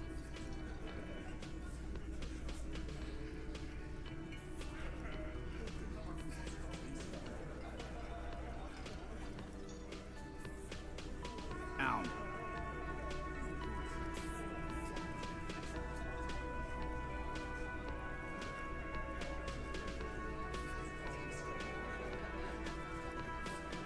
Does he? His closed fist is shaking. It's you who's in control. Let them have their moment.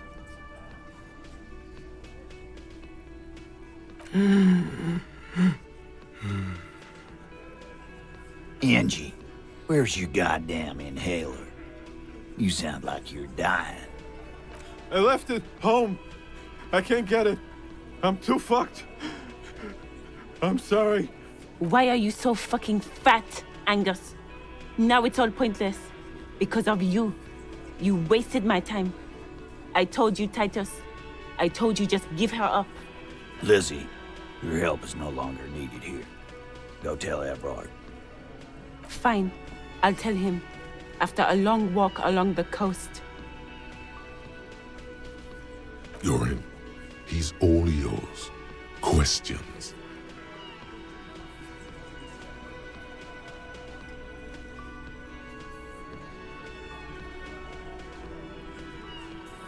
In a manner of speaking, we had help from another girl. It was her idea to hang him, and I liked it. For political reasons, it sent a good message. The big guy turns to Glenn, who's about to say something. The blonde shuts his mouth before a word escapes. I'll say it again. All the Hardy Boys are right here, cop. That woman is just affiliated with the Hardy Boys. You don't know her, anyway.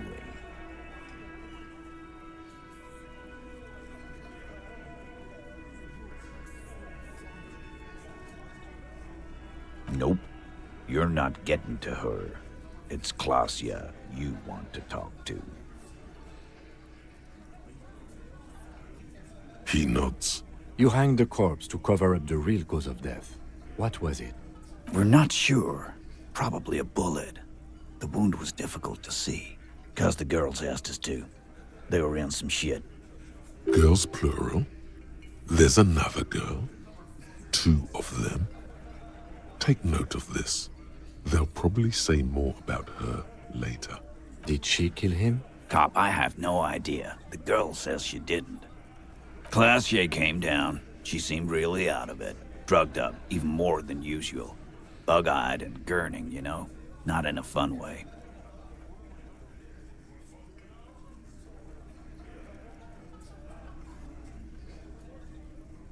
It looked like she'd redosed after something went down. I've seen that look before. She was scared. I knew someone had died.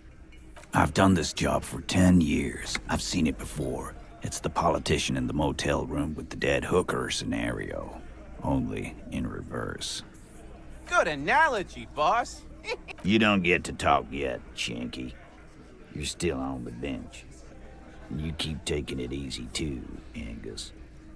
That's okay with the fat man, still wheezing there.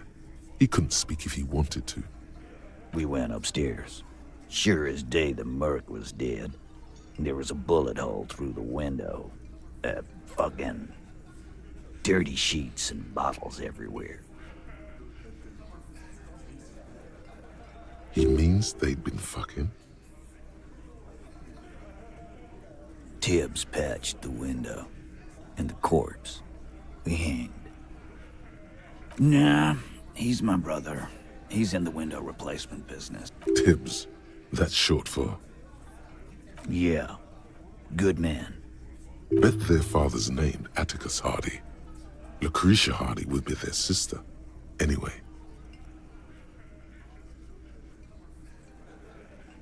You may have noticed our girl's in some shit of her own. They can't show up on police radar kind. There are people after her. From the old world. Where she came from. They're powerful. Connected to the moral intern. She's clearly afraid for her life. Says if she showed up in your systems, she'd be ghosted away. That's all he knows. That's all she's told him.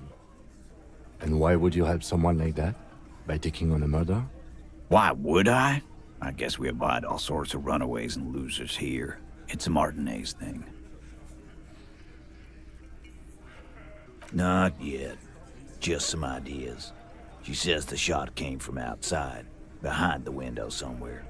So that's a clue. I'm thinking someone's past caught up with them. Either hers or his. Hers, you mean? I mean the people after Clausia.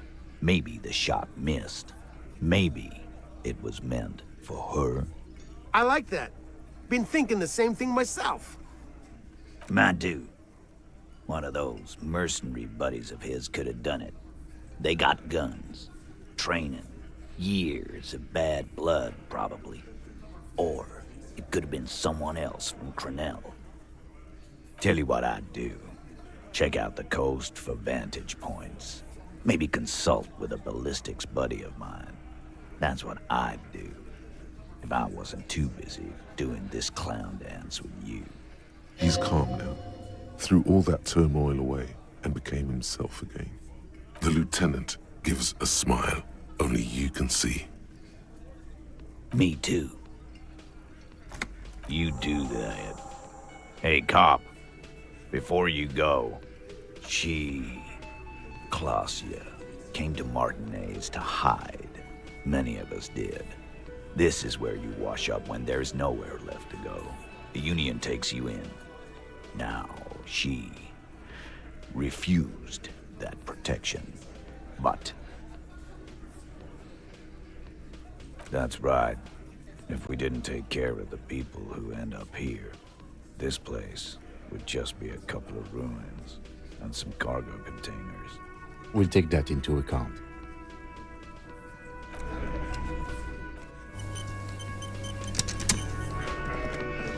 Behind the dockworkers, a ceiling height window. The hawthorn branches scrape the glass like bony fingers. There's a yellow ribbon tied to one of the branches, light yellow, faded with time. A tiny splash of color in the blackness of the thicket, hanging from it. a bronze key. Someone hid the key in the bush and attached a yellow ribbon to make it easier to find. It's close enough to the latch up there. One can slide it open and just take it. Surely not a coincidence. Huh? I don't know about that. I'm comfortable here. Don't think any sliding would really help right now. Sorry, fucko. Looks like you're gonna have to go bush diving. Good fucking luck with that. The Hawthorne's got a bitch of a bite. I'm gonna enjoy the sight of you in the bushes out there. With a loud thud, the old man stands up, pushes the window open, grabs the key from the hawthorn branch, and slides it across the table. The key is brass. Workshop spare is etched into its bow. The old man closes the window and sits back down in silence. Come on, man. We were just having some fun. Where's the harm in? I'm tired of listening to your shit. Don't thank me. I don't give two shits about your key. Didn't even know it was there. Boys. No idea. Never even seen it. Someone must have hidden it there before this room became our place. The precarious world. How not to lose. It is impossible not to. The world is balanced on the edge of a knife. It's a game of frayed nerves. You're pushed on by numbers and punitive measures, pain, rejection, and unpaid bills. You can either play or you can crawl under a boat and waste away, turn into salt or a flock of seagulls. Your enemies would love that. Or you can fight. The only way to load the dice is to keep on fighting.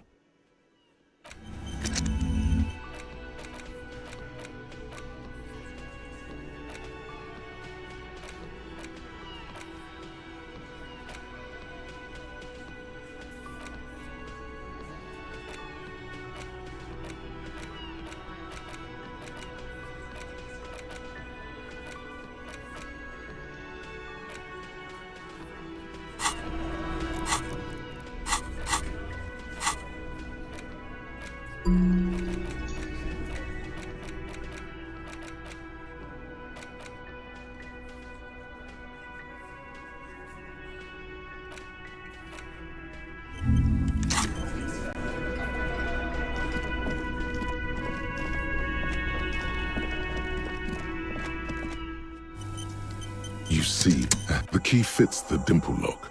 It takes a bit of effort to turn it after all these years. But then, the lock clicks. The darkness before you smells like engine grease and cut wood.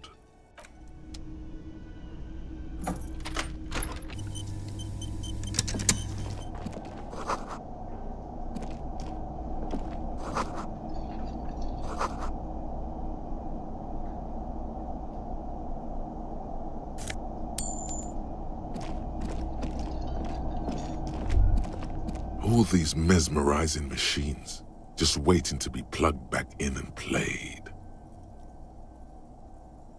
Feels like it might jump back to life any moment, the lights illuminating the white-robed woman. You can't fire them up. They are broken. Only that one machine in the main hall works. The Royalist Pinball. Kim, Pinball, Kitsuragi. Exactly. That's what he's known as. His reputation precedes him. So now he remembers.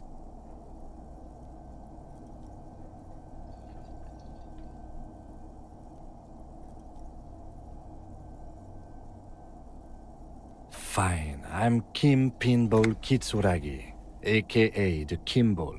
You remembered. Congratulations. No human being should.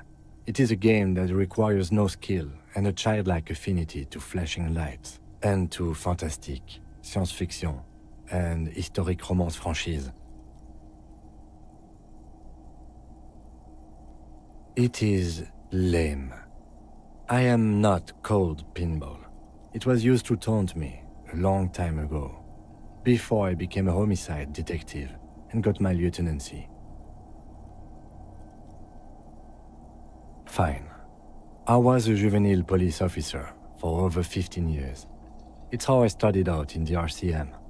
Once I had to infiltrate a pinball ring, as you do when you're a juvie cop.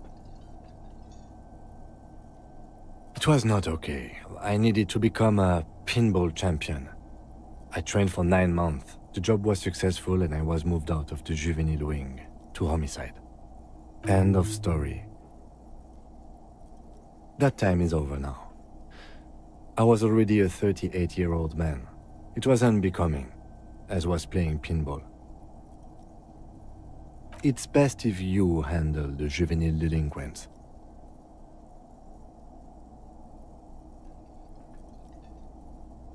Lieutenant Kitsuragi is good too. Now, we really need to continue our sweep of what appears to be a secret path through the whirling.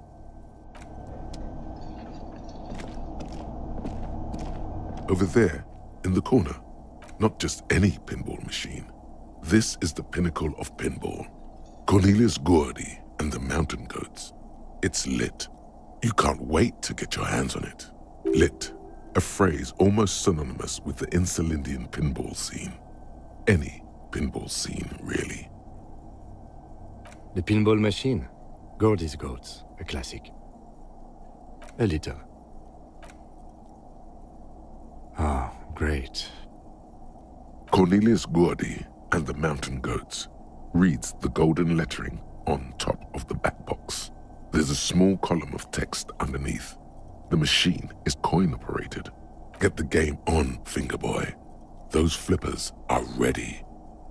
Above the painting of a mustached man climbing a hill, a column reads, inspired by the legend of Cornelius Gordy, taken on the world's tallest peak, Corpus Muindi. The Mesk legend holds that when the nation is in danger, heroic Gordy shall return and save his people. The theme of the game is to explore Gordy's climb through the perspective of goats and to ascend to the top of the mountain in a time of trouble. The peak of the mountain is at the top of the playfield. All the balls have small goat icons on them and represent the goats as they race up and down the mountain. Areas around the playfield represent Gordy's climb, places he was said to have camped, which the goats can discover. Get them to the summit. Indeed, think of them as balls. It takes a while to get into a rhythm, but pretty soon you're able to keep 3 goat-faced balls in play with red. Go, go, Fingerboy. I feel sorry for the goats. If they only knew the kind of guy old Cornelius really was. The kind of a guy who uses the word savages a lot when recounting his travels. A masked nationalist. An avid huntsman too. He was often photographed in his dining hall, surrounded by wall-mounted hunting trophies from every continent. He also hit his wife and kids, other people's kids too. Sometimes pets. Hateful little man. But you seem to be having fun. Your game is definitely improving. The jolly goats are flying all over the board, and although a few plummet to their deaths, you're never left with less than 3. Suddenly, a special passage leading to the summit slides open at the top of the board. This is where the balls need to go. Maneuvering a goat ball into a position for a perfect hit isn't easy. More fall to their deaths. But finally, the opportunity presents itself. One of them gets through. Tiny hammer shatters something inside the machine. Something glass. The words "Pale Rupture" light up on the speaker panel, and the machine starts filling with a thick, milky fog. Something's happening. Congratulations. This is where the game ends. It's a cheap way of getting more money out of the players. A stupid, nihilistic finale. There's so much fog, you can barely see anything. Some is actually leaking out of the machine, and one by one, your goats start slipping, disappearing into the milky nothingness. This can be navigated. The balls leave almost imperceptible disruptions in the fog. Use them to calculate where they hit next.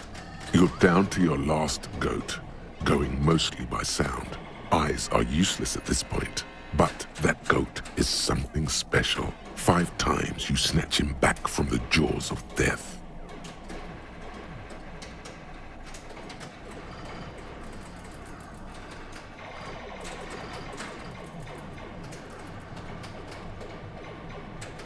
You're in a perfectly balanced system where neither you nor the pal is able to get the upper hand.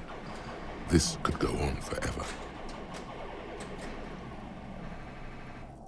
I am. I've seen it before. Played it too. You will eventually make a mistake and then it's all over. Only the tension in his posture betrays his interest.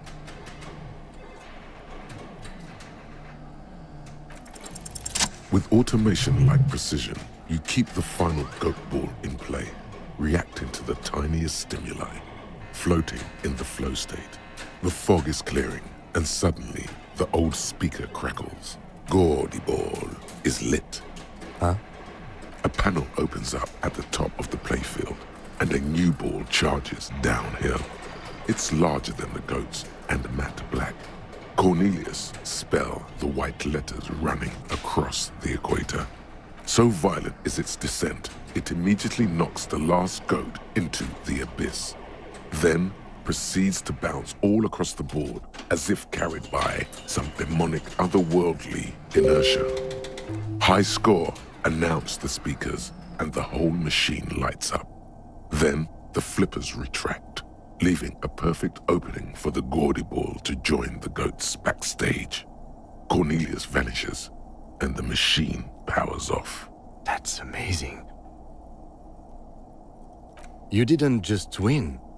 No one I know has ever beaten Gordy's goats. That is a monumental achievement, Detective.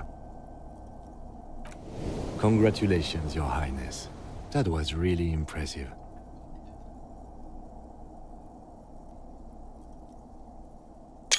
The machine needs a good service before anyone else can even attempt it again. Yes, good times. Once again, the machine becomes one with the dust and the darkness.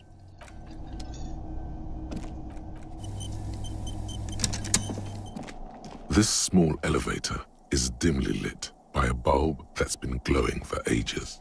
The latticed cage is open, inviting you to step inside.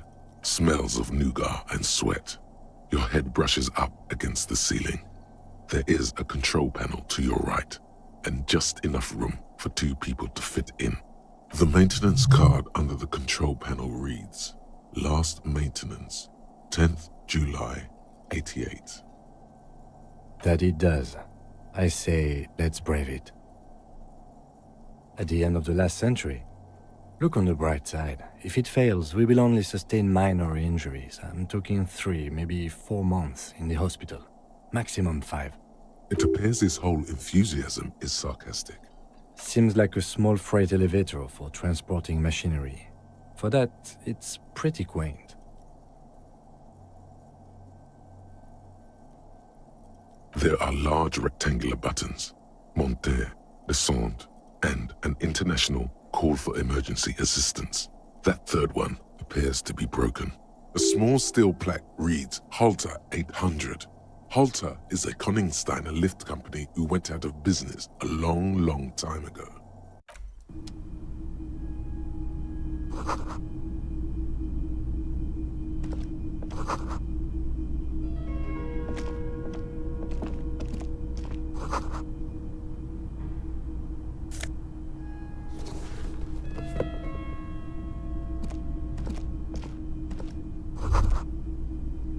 So this is where they brought 40 pinball machines to fix them up, a long time ago. Everything is covered with dust now. The lieutenant looks around the dusty, crowded room, inspecting the tools on the shelf. At some point, 20 years ago, 15 maybe, before pinball went out of vogue. Looks like it. I'm guessing Martinez North 22 used to be a pinball arcade before it became a hostel? There are machines left over. A creak. Some dust falls off a shelf. Downstairs in the hall, next to the main door. One of them even works. I've seen one of the artists bang away at it. Remember the dice maker? Then that means... Ah, yes, as the novelty dice makers said. This has absolutely nothing to do with the case, I'm sure. But I do like a nice little connection. But then it went bankrupt. Your skin crawls from making the connection. If that's true, then our cafeteria manager is not going to like it. We should tell him what we found up here, omitting that suspicion. He does not appear to be the kind of man who likes his establishment to be part of a neighborhood ghost story. Stupid superstition. But still, it would be interesting to see what the cafeteria manager thinks of this.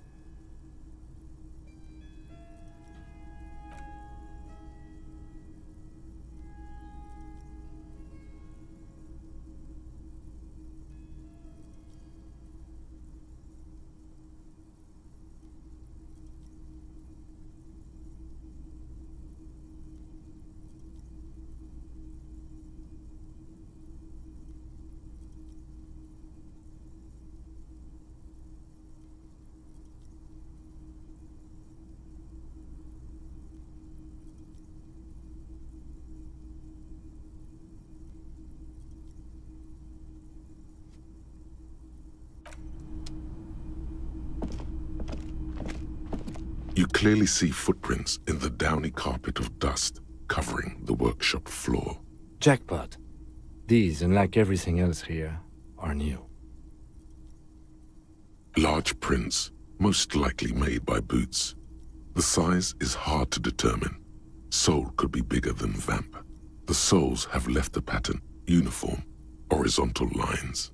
This print is unlike one left by a regular worker boot. It is not a brand sole with logos on it. It seems custom-made or old-fashioned. The size looks about the same, actually. They're not the same shoe, but they could be the same person. No, these little horizontal lines are different. They look custom-made to me. Or some kind of foreign print. Hard to say. Still a boot, though. Everything around you is quiet. The prints crisscross the workshop floor. 3 weeks maximum, from the dust coverage. It could easily have been 1 week too.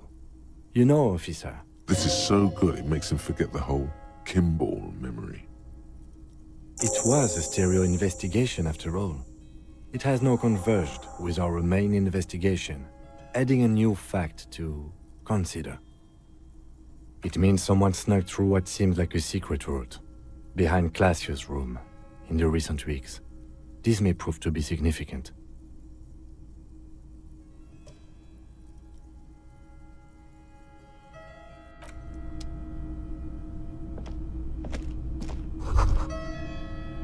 You can almost see the shape of a man and a woman writhing inside, bathed in drug sweat and dirty linens. Bottles lie around everywhere. You lean closer to the peephole instinctively. I bet they're doing something quite unnatural. You can barely see through. Better not to jump to sensationalist conclusions here. The footprints on the floor, however, definitely suspicious. Boring footprints. I want to jump to sensationalist conclusions. The door is small but heavy looking.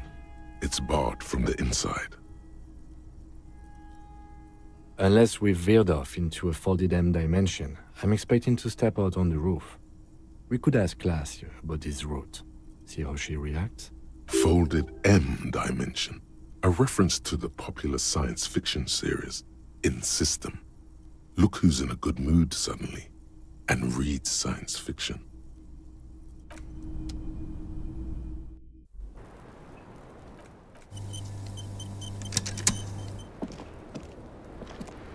It's always good to see you. Something in her demeanor has changed. She's tired, consigned to her fate, to being here with you and what's to come. I understand. Just like that. No resistance. Her shoulders are slouched, her feet long and straight. I didn't lie. Not a lot. I've done my absolute best not to. "'Tis true. The lady hath tried to avoid falsehoods. It was a mistake. I'm sorry for wasting your time. This is good. Clear the air first, between you two. Then move on to questions. Is it? Something is off here. Shush, I can't hear what she's saying. Why did you waste our time then? Because of the Hardys. I couldn't just dispense with them. They were only trying to help me. Out of the shit I'd gotten into. You're right. There's more.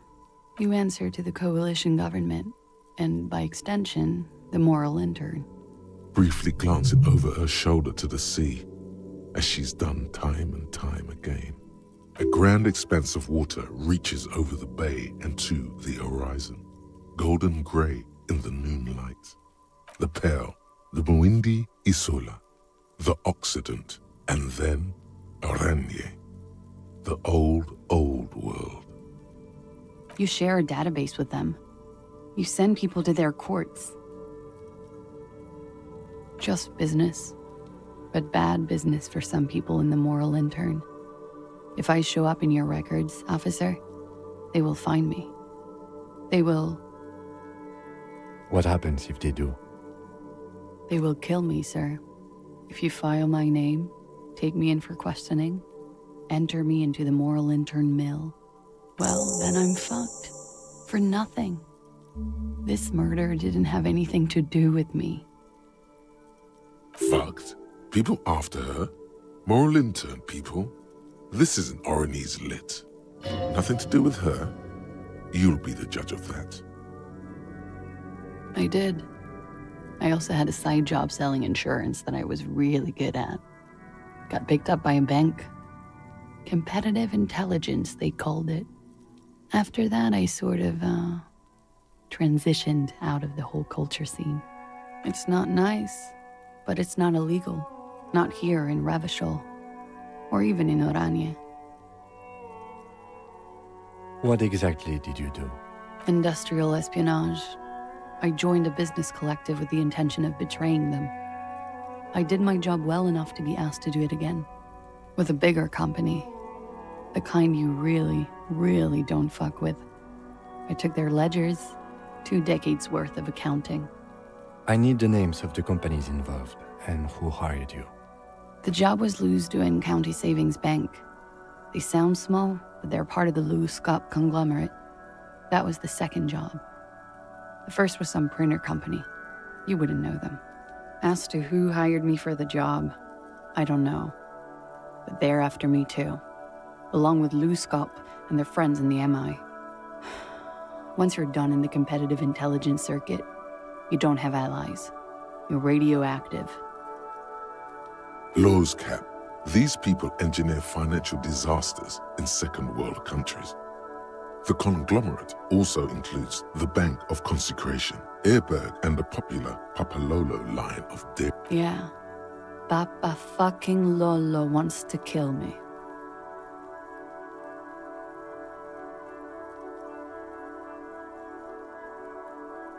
Sure. I'm not a war criminal, but it was bad. People lost their jobs. Good people, too, not just C-suite. A lot of people got hurt. But that's just more of my shit you shouldn't have to deal with. You're solving a murder. We were there. Together. In bed, I mean. Okay. He was in a kneeling position. He had just entered me. I was on my back, looking at him. I heard the window behind me shatter, and I turned to look. There was a hole in the glass. I turned back to him. His eyes were looking through me, and his mouth was open. Dumb. I could see. I could. Her chest rises and falls with each word. She keeps herself together.